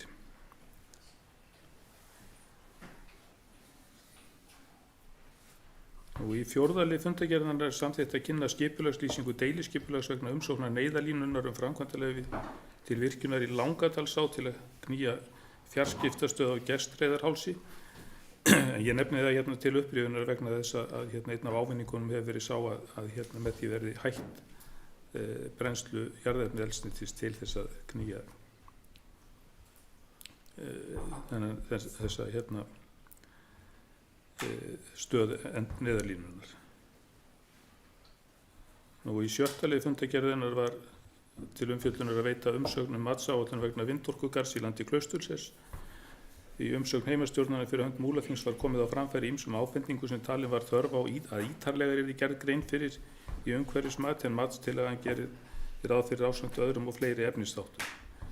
Má í því sambandi nefna mat á valkostum, samfélagsleg áhrif, hentugleika út frá greiningum sem unnið var af efluðum vindorkukosti, áhrif á víðerni, rannsóknir á náttúru og dýralíf, mengun og sjónræn áhrif sem eitthvað sé nefnt. við svona yfirferð heimastjórnarinnar á matstillögunni þá þótti þetta vera hérna svona kannski svolítið grunnt og ég held að hafi kannski bara komið fram á kynningafundinum í gær og umræðum á honum að þetta kannski þörf á því að fara vandlega í þessa þætti og kannski af því að þar kom fram að hefði verið til samanburðar hérna verkefni á Mosfellsheiði ef ég maður rétt að hérna það eigi kannski eitthvað annað við hjá okkur heldur en var endilega þar án sem ég þekki það verkefni. Nú að lokum að geta þess að húsnæðisáætlun sem nú hefur verið afgreidd var lögð fram til kynningar í umfjöllunum hana kom fram að mat á íbúa þróun á Egilsstöðum væri í henni ef til vill nokkuð varfærin við þróun undanfærin misseri og þarfir vinnumarkaðarins. Við þökkum formanni heimastjórnar Fljótsdalshéraðs fyrir og bjóðum formann heimastjórnar Seyðisfjarðar hér í pontu Björg Eithórsdóttir sveitarstjórnarfulltrúi og gjörðu svo vel. Frú forseti og gott fundafólk. 30. fundur heimastjórnar Seyðisfjarðar var haldinn 5. janúar. Þar tókum við á móti nýjum starfsmanni og viljum þakka fráfarandi fulltrúa sveitarstjóra þar fyrir samstarfið. Við fengum skýrslu fráfarandi fulltrúa sveitarstjóra á fundinum og stefnum svo að því að það verði fastur liður á fundum heimastjórnar hér eftir. Skýrsla fulltrúa sveitarstjóra á Seyðisfirði til upplýsingar fyrir okkur og íbúa. Á dagskrá þessa fundar voru 4 mál og einu var bætt við í upphafi fundar en heimastjórninni þótti ástæða til að benda íbúum á álit Skipulagsstofnunar á mati á umhverfisáhrifum vegna framkvæmda við Fjarðarheiðargöng sem nú liggur fyrir. Á fundin fengum við einnig gest frá umhverfis- og framkvæmdasviði og fekk heimastjórnin góða yfirferð á nýju snjómóksturskorti og þeim úrbótum sem fyrirhugaðar eru varðandi bættan snjómókstur á Seyðisfirði. Í febrúar svo fyrirhugaður annar íbúafundur í Herðubreið en sá sem heimastjórn hélt í september var mjög vel sóttur og þar komum fram margar góðar ábendingar til heimastjórnar sem við höfum getað unnið með í framhaldinu. Stefnan að hafa slíka fundi reglulega 2-3 ári. Við þökkum formanni heimastjórnar Seyðisfjarðar fyrir þetta og þá lokið hér 11. lið. Forseti hyggst taka fyrir til umræðu lið 12, 13, 14 og 15 saman. Að ræða fundagerð heimastjórn Borgarfjarðar nr. 31, fundagerð heimastjórn Fljótsdalshéraðs nr. 30, fundagerð heimastjórnar Djúpavogs nr. 33 og fundagerð heimastjórnar Seyðisfjarðar nr. 30. Og ég opna hér með mælendaskrá undir þessum liðum 12, 13, 14 og 15 og ég ætla að biðja fyrsta forseti að taka við þar sem forseti hyggst taka til máls.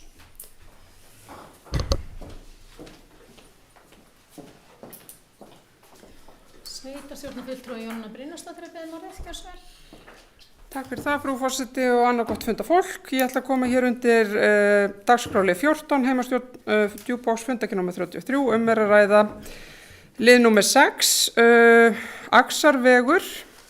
Mér langaði bara að koma hér upp og nýta tækifærið og fara yfir það sem að kannski sveitarstjórn meðvituð en kannski ekki allir hinnir en það var þannig að við höfum frá því ný sveitarstjórn tók við, óskaði eftir því að við fá fund með innviðaráðherra til að ræða hinnar stóru framkvæmdir sem fyrirhugaðar eru í þessu sveitarfélagi, ekki eingöngu Axarveg, heldur líka Fjarðarheiðargöng og annað. Við Björn Ingimarsson, ég og Björn Ingimarsson hittum innviðaráðherra í tengslum við fjármálaráðstefnuna og áttum mjög góðan fund með honum, þar sem farið var yfir stöðu þessa helstu verkefna og við óskuðum eftir því að ráðherra myndi koma og hitta nýkjörna sveitarstjórn og hann tók vel í það. Ég vongóð að ráðherra koma og hitta okkur núna í febrúar og hefur það dregist og það miður, en ég að vona að því verði nú kippt í liðin. Það var kannski óheppilegu fréttaflutningur af Axarvegi, ekki fyrir þar sækir hann sig ekki réttur, hann var svo sem alveg réttur, það var kannski einhverju leyti bara ekki alveg fyrirsögnin til þess gerða að valda titringi sem það og gerði. Fjármögnun Axarvegar að því sem að mér best skilst háð því að við klárum að tryggja það að það komi fjármögnun í næstu fjármálaáætlun sem verið að fara að vinna í og af samtölum mínum við þingmenn kjördæmisins heyri ég ekki annað heldur en það sem mikill vilji fyrir því og ég nú verið að heyri ekki það sé neitt mótfallin því þannig að það ekki nein ástæða til að halda að þingmenn hafi ekki þá framkvæmd ofarlega í huga. Ráðherra var algjörlega harður á þessu þegar við hittum hann að þessu yrði unnið áfram og Bergþóra forstjóri Vegagerðarinnar hefur talað líka mjög skýrt það að þetta verkefni hefur verið í vinnslu hjá Vegagerðinni mjög lengi og eins og hún sagði við okkur að það sko Vegagerðin hefur ekki ótakmarka resursa og þau var ekki búin að vera að vinna þessu ef að þetta væri ekki forgangsverkefni hjá þeim. Að því sögðu þá er mjög mikilvægt að við fáum upplýsingar á íbúafundunum á morgun og ég hvet sem flesta, bæði sveitarstjórn og aðra að mæta á fundin og fá þar upplýsingar sem Vegagerðin hefur fram að færa og ég held að það sé mjög mikilvægt héðan af að við séum dugleg að óska eftir upplýsingum og veita upplýsingar bæði til sveitarstjórnar og til íbúa. Og tel ég að fyrsta skrefa að því verði á morgun. Eins og ég segja sem vongóðum að ráðherra komu að hitta okkur í febrúar en framkvæmdin er á áætlun og það er ekkert svo sem að gefa til kynna við þurfum að vera kvíðin en við þurfum samt að halda þétt á spöðunum og tryggja það að þetta fari inn í fjármálaáætlun. Takk fyrir. Jónína Brynjólfsdóttir hefur lokið máli sínu og sveitarstjórnarfulltrúi Hannes Karl Hilmarsson hefur beðið orðið og ég hef forseta eftir stjórn fundarins.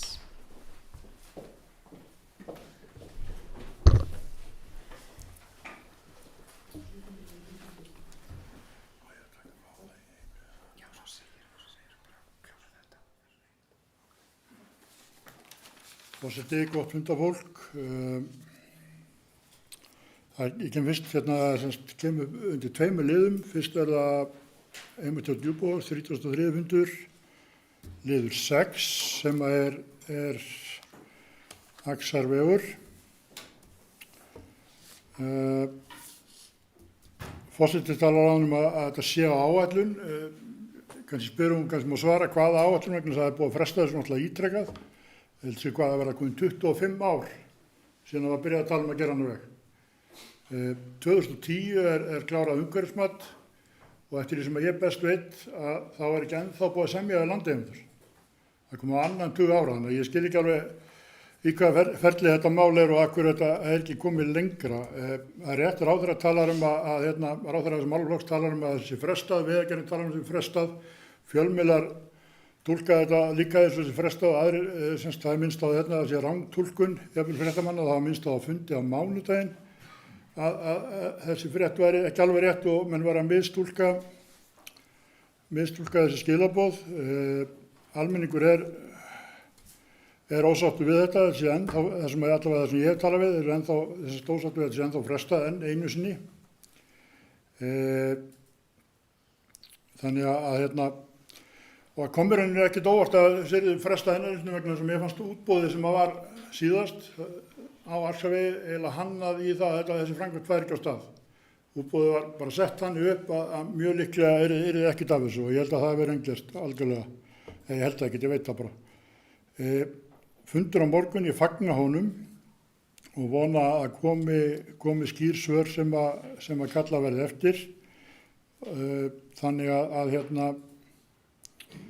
að menn fái svona ljósa mynd á hvenær þetta gæti raunverulega farið á stað.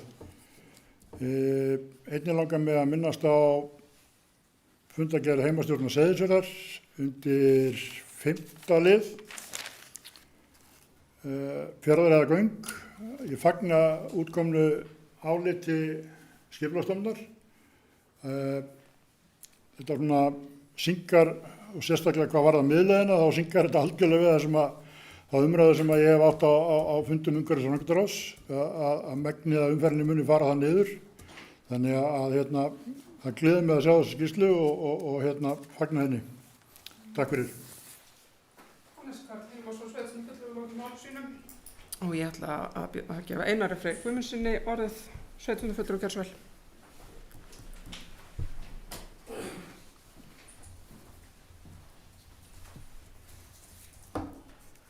Virðulegi forseti, góði fundamenn, ég ætla að taka til máls undir 2 liðum og fyrst er það 12. liður þessa fundar sem er 31. fundur heimastjórnar Borgarfjarðar og varðar vangavelta mín bókun við 2. dagskrárlið þess fundar húsnæðisáætlun Múlaþings.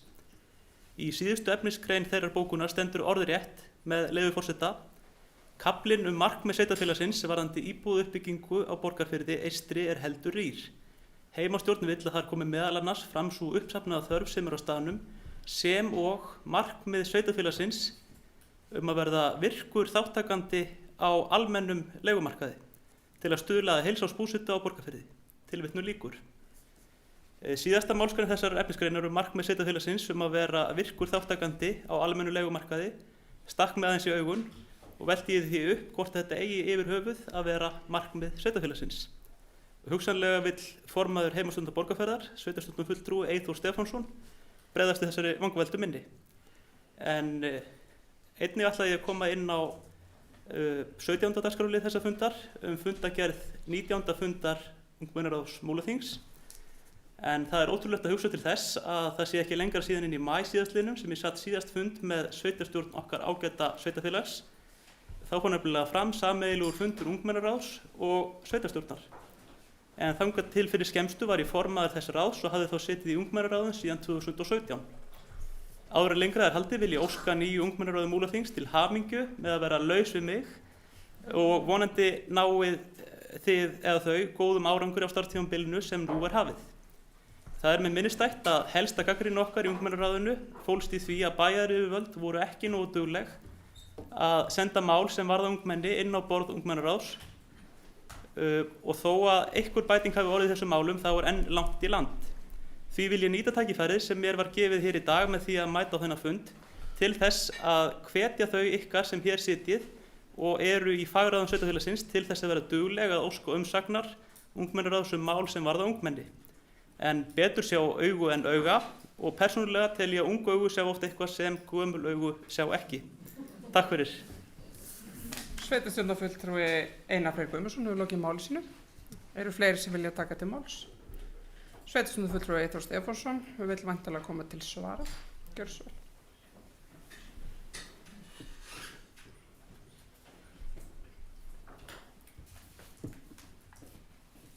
Virðulegi forseti og annað fundarfólk.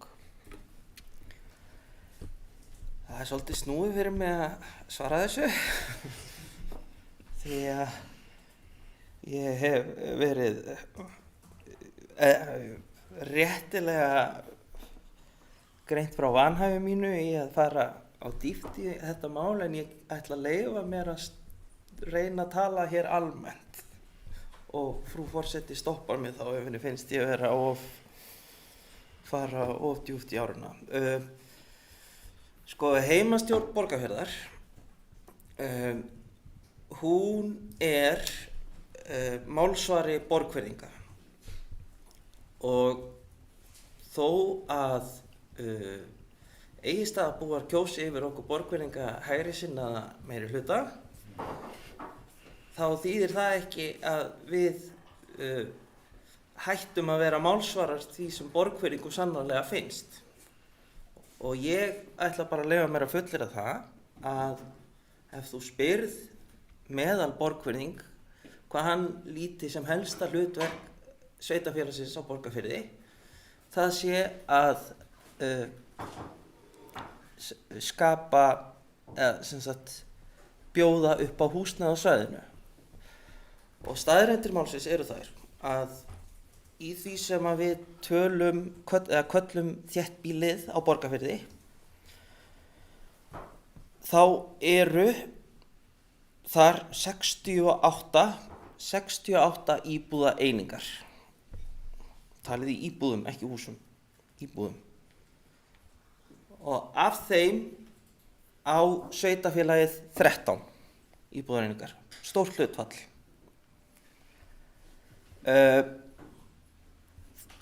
Í þessum 68 íbúðaeiningum þá heilsársbúseta í boði á 35 þeirra.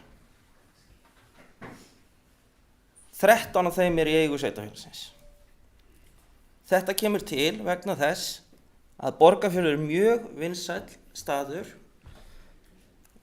fyrir fólk, þar vilja menn eiga sumarhús. Þetta húsnæði sem ekki í boði til heilsárs eru ýmist sumarhús sem menn hafa ekki selt þegar menn flytja eða kaupa sér fasteignir sem slík, eða þá að þetta er húsnæði fyrir oft og tíðum tímabundna sumarstarfsmenn. og ég endurtek, 13 af þessum 35 búsettukostum sem í boði til heilsársbúsetu á Borgarfirði eru í eigu sveitarfélagsins. Og þarna lunginn af fólkinu sem býr á Borgarfirði á heilsársbasis. Og ég sé að þú ert nú aðeins hægri sinnaður en ég hélt þú værir. Og það blundar aðeins svo mikið að ég kalli frænda mínum í þér greinilega. En gott og vel. Sko, þetta kemur náttúrulega til út af ákveðinni umræðu sem hefur verið það hvort að ég selja þetta húsnæði. Og þar hefur, og ég nota bene ekki tekið þátt í þeirri umræðu fyrir en núna, en ég að reyna að fara að dansa svo köttur í kringum heitan graut. Nei, eld.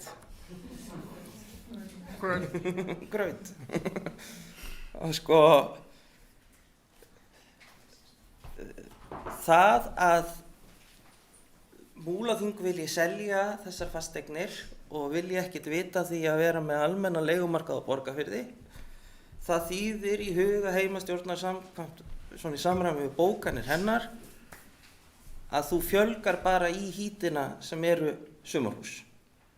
Og ég held ég geti leyft mér að fullyrða það að heimastjórn Borgarfjarðar mun berjast gegn því af eins bara miklum krafti og henni hugsast getur. Því ég hef ekki ennþá hitt þann borgvinning sem finnst það góð hugmynd. Almenn sala á íbúðum allt svo. Ég vona að þetta svari að einhverju leyti fyrirspurninni. Og ég veit ekki hvort ég var búinn að segja það, ég ætla bara að endurtaka það. Sko, það snýst við heimastjórn Borgarfjarðar málsvari borgvinninga, gagnvart, það alveg sama hver sveitarstjórnin, hvernig hún samsett á Egilsstöðum. Það bara sumt sem að flokkast undir að vera, hvað var það nú aftur kallað? Sérstaða hvers byggða kjarna, og ég get bara fullyrt það að hétu við Borgarfjarðarhreppur ennþá, þá það væri svo langur vegur frá að maður var að íhuga þetta einu sinni. Og að lokum, og ég búinn að segja það nokkur sinnum, þetta var eitt af því sem borgvinningar skynjuðu að væri ástæða þess að væri snjallt að sameinast í Múlaþing. Að þessar íbúðir eru teknar í viðhalds, sem sagt gerðar upp, sinnt viðhaldi, uppsafna viðhald, borgvinningar voru spurðir hvert uppsafna viðhald á staðnum, já, það eru íbúðirnar okkar.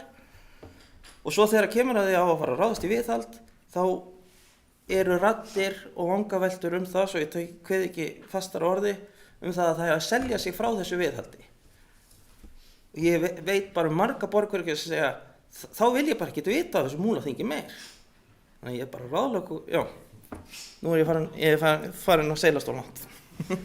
En vonandi svaraði þetta einhverju. Við þakkum formanni heimastjórnar á Borgarfirði kærlega fyrir þetta innlegg. Helgi Hlynur Ásgrímsson, sveitarstjórnarfulltrúi, beðum að líka svar.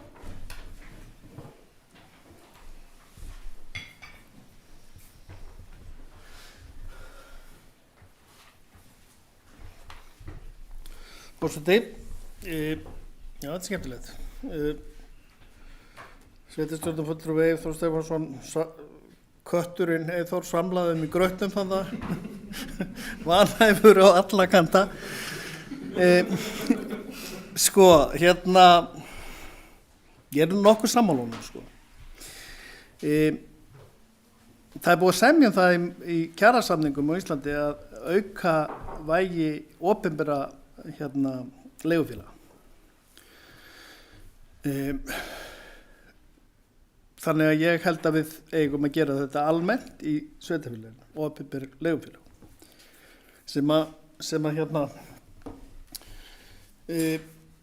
Og ég kreddufullur pólitíkus, ég mjög langt til vinstri.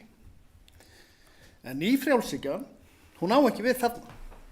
Þetta í svo litlum skala og við getum ekki, við eigum eiginlega geta verið bara sammála að hún eigi ekki við.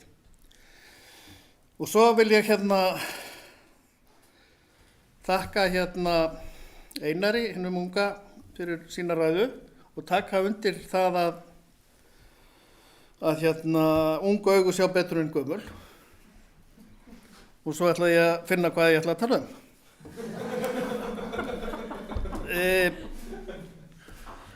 Heimastjórn Djúpavogs, 7. liður, Axarvegur.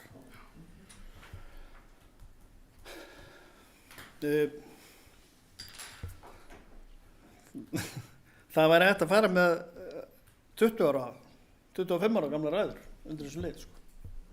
Það er náttúrulega ekki gott.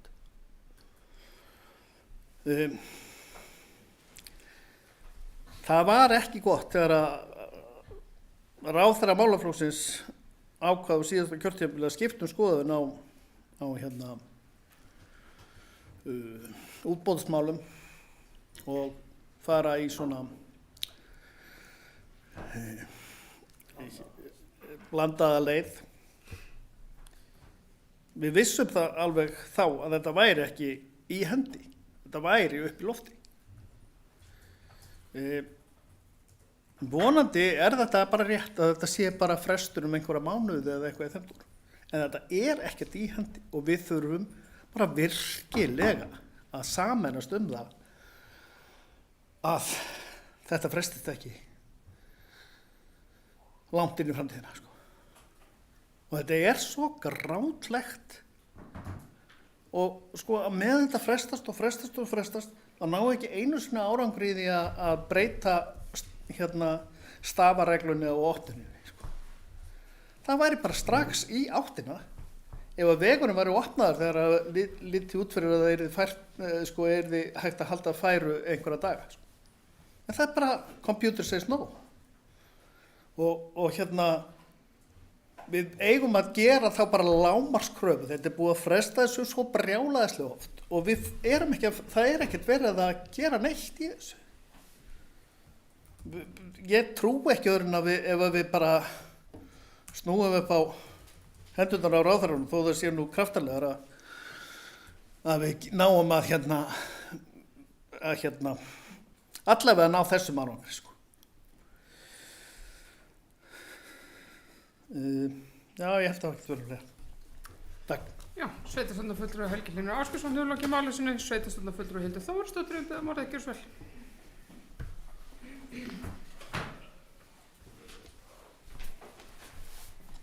Forseti og ágætu fundarmenn. Ég ætla að ræða svona svipuð mál að hafa komið fram.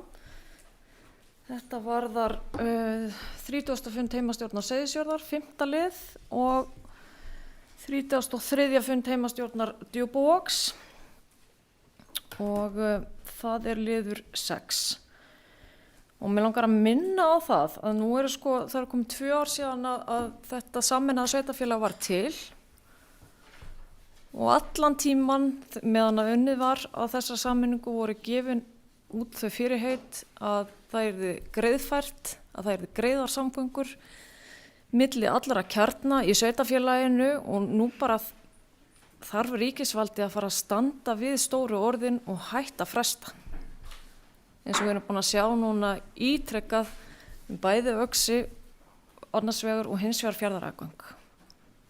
Og ég bara vona innilega að innviðaráðherra að hann komi hér og fund með okkur í febrúar. Við erum búin að bíða lengi eftir honum og við fáum skýr svör.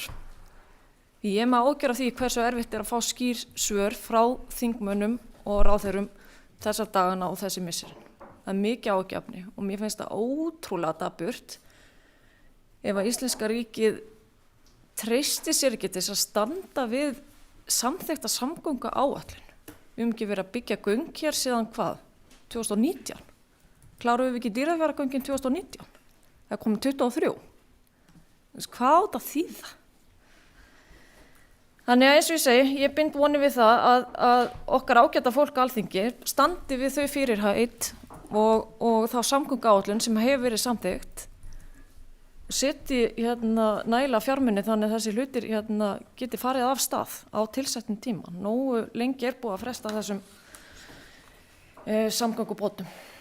Takk. Sveitarstjórnarfulltrúi Hildi Þórsdóttir er lokið máli sínu. Eru fleiri sem vilja taka sem til máls? Sveitarstjórnarfulltrúi Eyþór Stefánsson, gjörðu svo vel.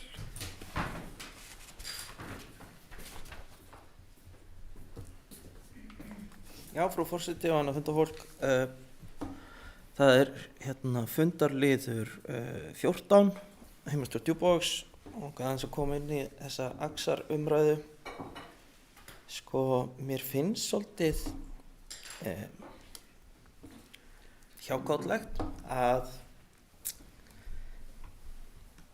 að þessi, já, hvað við kalla þessi, já, stóru tíðindi sem að heimastjórn Djúpavogs eðlilega harmar, þau séu hér ekki fyrsti dagskrárliður á fundi. Vegna þess að fyrir jól þá vorum við sem hér, eða mörg okkar sem hér erum, man ég eftir samtalið þar sem við vorum að tala um að segja að við verðum bara að tryggja þetta að fara í útboð. Við verðum að tryggja þetta að fara í útboð. Og nú búið að fresta því þetta að fara í útboð. Og þá er bara sagt, já, þetta er nú ekkert svo mikilvægt, þetta er nú engin svo mikil töf. Þetta er bara hörmulega fréttir og alveg ömurlegt og þetta, sko, ég hef nú stundum lýst sjálfum mér sem svona flokkspólitísku viðrinni og þetta sannfærir mig það að það er bara alveg jafn gáfulegt að vera flokkspólitískt viðrinni því að ekki hafa flokkslínur forseta hjálpa til við að koma í veg fyrir þetta. Nei, ekki flokkslínur, það var ekki rétt orðalega. Flokkstryggð, en gott og vel. Og ég veldi bara fyrir mér, sko, væru sömu viðbrögð að væri miðflokksmaður ráðherra málflokksins eða Pírati eða hvaða flokkur það er sem að Framsóknarmenn þola síst. Já, mér finnst við hefðum mátt að taka þetta fyrir á fundi og bóka sérstaklega hvað okkur þætti þetta glatað. Því þetta er algjörlega glatað. Og ég skil reiði Djúpavogsbúa bara mjög vel. Já, hefði ekki lengra. Sveitarstjórnarfulltrúi Eyþór Stefánsson er lokið máli sínu. Fleiri sem vil taka þetta máls. Forseti ætlar að biðja fyrsta forsetum að taka við sem forseti hyggst taka þetta máls.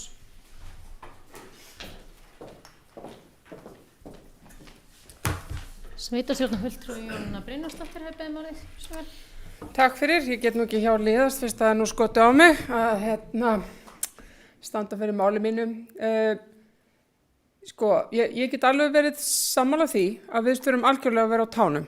Ég ætla samt að ítreka það sem ég kom fram með áður að það er ekki neitt sem bendir til þess að það sé ástæða til þess að bregðast við með einhverjum öfgakenndum hætti. Ég held að sé algjörlega mikilvægt við byrjum á því að fá upplýsingar og það að ræða málin á næsta sveitarstjórnarfundi er eitthvað sem ég sé sem markmið af því þá höfum við raun og veru fund Vegagerðarinnar á morgun og vonandi ná að hitta innviðaráðherra fyrir næsta sveitarstjórnarfund. Ef ekki, þá verðum við búin að fá einhver upplýsingar þann fund. Og ég tel mjög mikilvægt að við ræðum framkvæmdina hér á sveitarstjórnarfundi, já, bara svo það sé sagt að ég er ekkert að líta fram hjá því, sama í hvað flokki ég er. En bara með þær upplýsingar sem ég hef aflað mér, að þá er verið að reyna að sannfæra okkur það að vera kannski ekki óþarlega áhyggjufull, en ég tek hins vegar undir og ég vil hvetja fulltrúa sveitarstjórn hér til að ýta við sínu baklandi að því við höfum 10 þingmenn í þessu kjördæmi og við berum öll ábyrgð á því og þannig að ég vil bara hvetja okkur öll til að hafa samband við okkar þingmenn til að tryggja það að þessi framkvæmd lendi ekki og verði ekki hotreika. En eins og staðan er ekkert sem engar upplýsingar sem ég fengi sem gefa mér ástæðu til þess að efast og þess vegna vil ég gjarnan að við fáum bara upplýsingar frá þeim sem að geta okkur fært okkur upplýsingar sem er Vegagerðin og síðan þá þingmenn og ráðherrar. Þannig að ég ætla ekkert hvorki fyrir né síðar reyna að komast undan því að ræða þetta mál. Þetta er okkur gríðarlega mikið hagsmunamál og við bara við munum berjast fyrir því alveg þangað til við klippum á hana borða að þessi vegur opni. Takk. Málsinu, fleiri sem vilja kveða sér hljós? Ekki á fleiri kveða sér hljós og ég fel forseta aftur stjórn fundarins. Takk fyrir það. Fleiri hafa ekki kveðið sér hljós. Við erum nú í lið 12, 13, 14 og 15 og ég loka þeim liðum þá hér með. Ég ætla þá að opna til umræðu lið númer 16. Er eitthvað sem vilja taka til máls undir þeim lið að ræða fundargerð umhverfis- og framkvæmdaráðs númer 72. Svo er ekki, telst hún þá hér lögð fram til kynningar. Við erum síðan komin í 17. lið, ungmennaráð Múlaþings.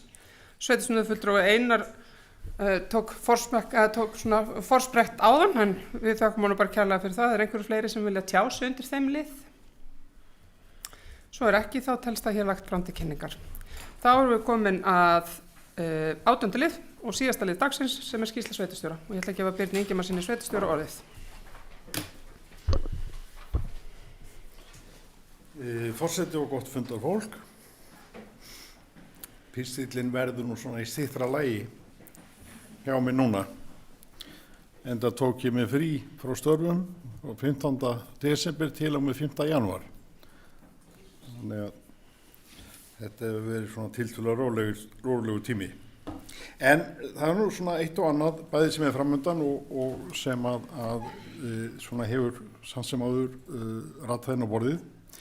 Varðandi samstarfsverkefnin þá áttum við þá verður fundað í almannavarnarnefndinni síðar í mánuðinum, við fundum alltaf mánuðarlega, en við héldum líka stjórnarfund í stjórn skólaskrifstofu Austurlands rétt fyrir áramót og þeim hluta starfsemina sem snýr að þjónustu við grunn- og leikskóla er formlega slítið nú þessi áramót. Þetta er bara orðið komið á vettvang sveitarfélagana, annars vegar Fjarðabyggðar og hins vegar Múlaþings.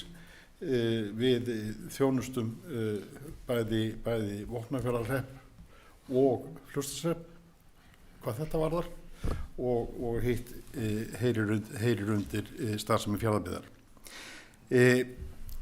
Þeim hluta sem snýr að þjónustu við fatlað fólk, það er stefnt af því að slíta þeim hluta komandi áramót, semst í lok þess árs.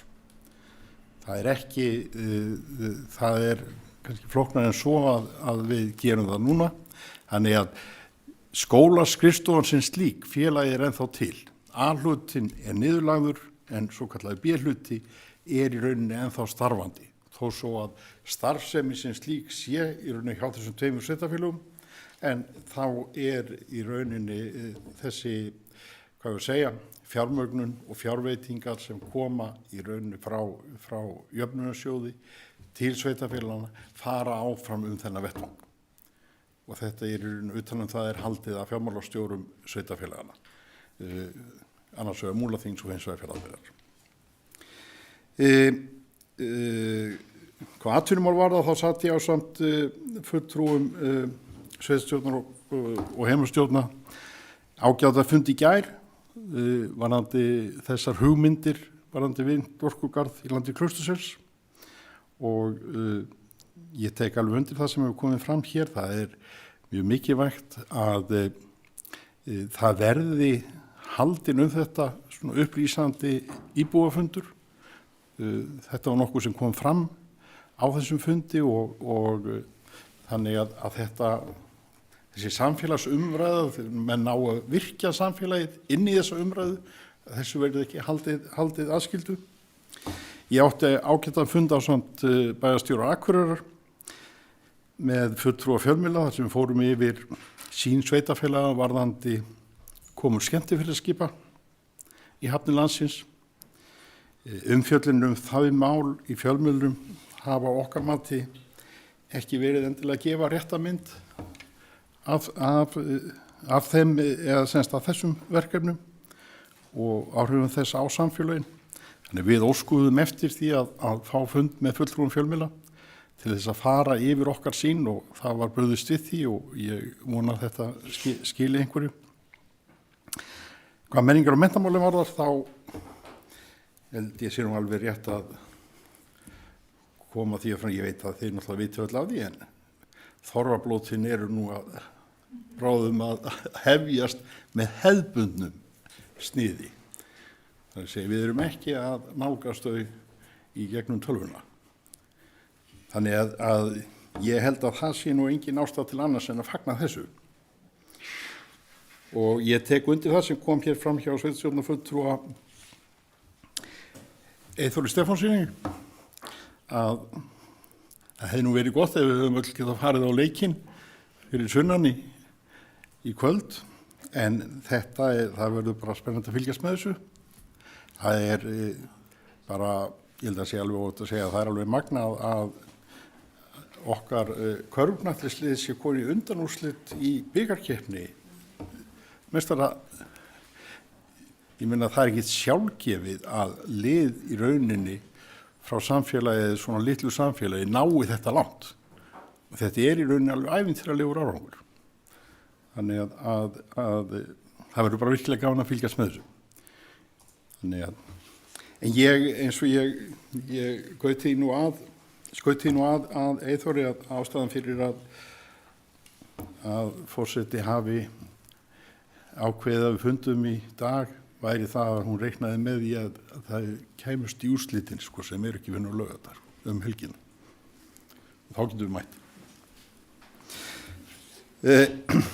Það er eins og við komum fram hérna fyrirhugaður upplýsingafundur varðandi Axarveginn og það er bara þannig að það sé alveg skýrt. Þetta er fjarfundur sem þetta er ekki, þó við séum að tala íbúafund, þá er þetta bara fundur sem er haldið með svipu eða bara með nákvæmlega sama formu við höfum gert eins og með íbúafundi sem tengjast málefnum Seyðisfjarðar. Þannig að ég vil hvetja þá sem og þau sem hafa í rauninni einhverjar spurningar sem að menn vilja koma á framfæri að senda þær spurningar inn. Netfangið er inn á heimasíðu sveitarfélagsins, þetta er líka á Facebook-síðu sveitarfélagsins. Þannig að senda spurningarnar inn, þá getur við líka verið búin að koma þessu til þeirra fagaðila sem geta þá undirbúið sig og svarað þá vel á þessum fundi. En síðan er líka, er alveg náttúrulega opið fyrir því að sendi spurningar meðan á fundi stendur. Reynslan af þessu er að þetta hefur gert sig ágætlega og ég bara fagna því að við skulum þá fá fagaðila til þess að taka þessu umræðu og koma í rauninni stöðu þessana mála á framfæri beint. Frekar en að við séum að bera þetta, að það sé verið að segja okkur þetta og við séum síðan að bera þetta áfram. Og allavega með þess samskipti sem ég hef átt við þessa aðila þá hef ég svona, gerir mig vonur að þetta verði upplýsandi og gefandi. Við munum bara líkt og við höfum gert áður að sko, það er ekkert alveg sjálfgefið að það verði hægt að svara öllum spurningum sem koma fram eða verða sendar inn á fundinum, en við munum hins vegar koma, það verður unnið og öllum spurningum verður svarað, þó svo það verður ekki svarað beint á fundinum. Þannig að þá verður bara svörum komið á framfæri inn á heimasíðu sveitarfélagsins.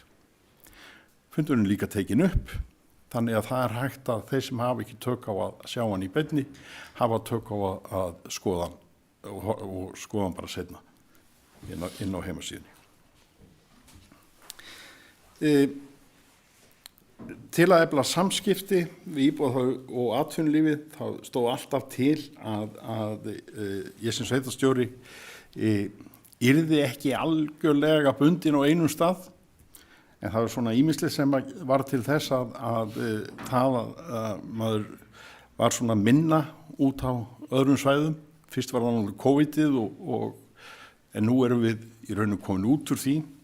Þannig að það liggur fyrir að ég mun verða með í rauninni bara ákveðna viðveru, allavega lágmarki einn dag í hverju mánuði, í hverjum kjarna.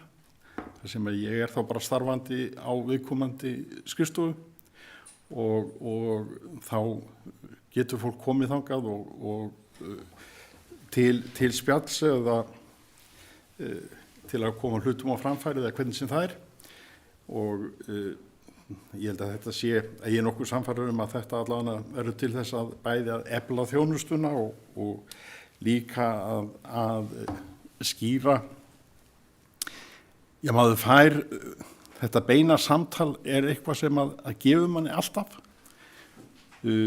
Bæði, ég bara tala út frá sjálfum mér og þeirra reynslu að fólk sem kemur og kemur sínum athugasemdum beint á framfæri og að geta átt samtalið og að geta síðan tekið það áfram og komið málum í farveg. Ég svona gerir mig frekar vonur að þetta verði til þess.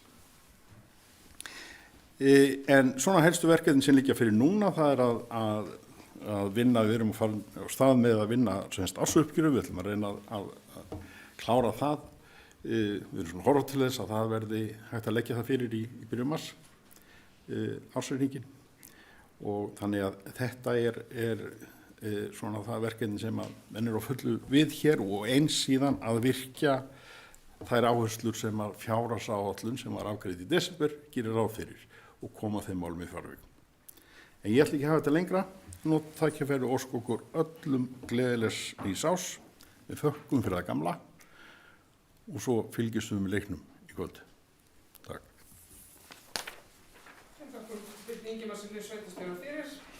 Þetta var 18. liður og telst á dagskráin hér með tæmt. Hann tók að mér lokaorðin, en ég ætla nú bara að leyfa mér fyrir hönd sveitarstjórnar og óska Hetti góðs gengis á eftir og öllum góðra skemmtunar á Þorrablötum og slíta sem fundi.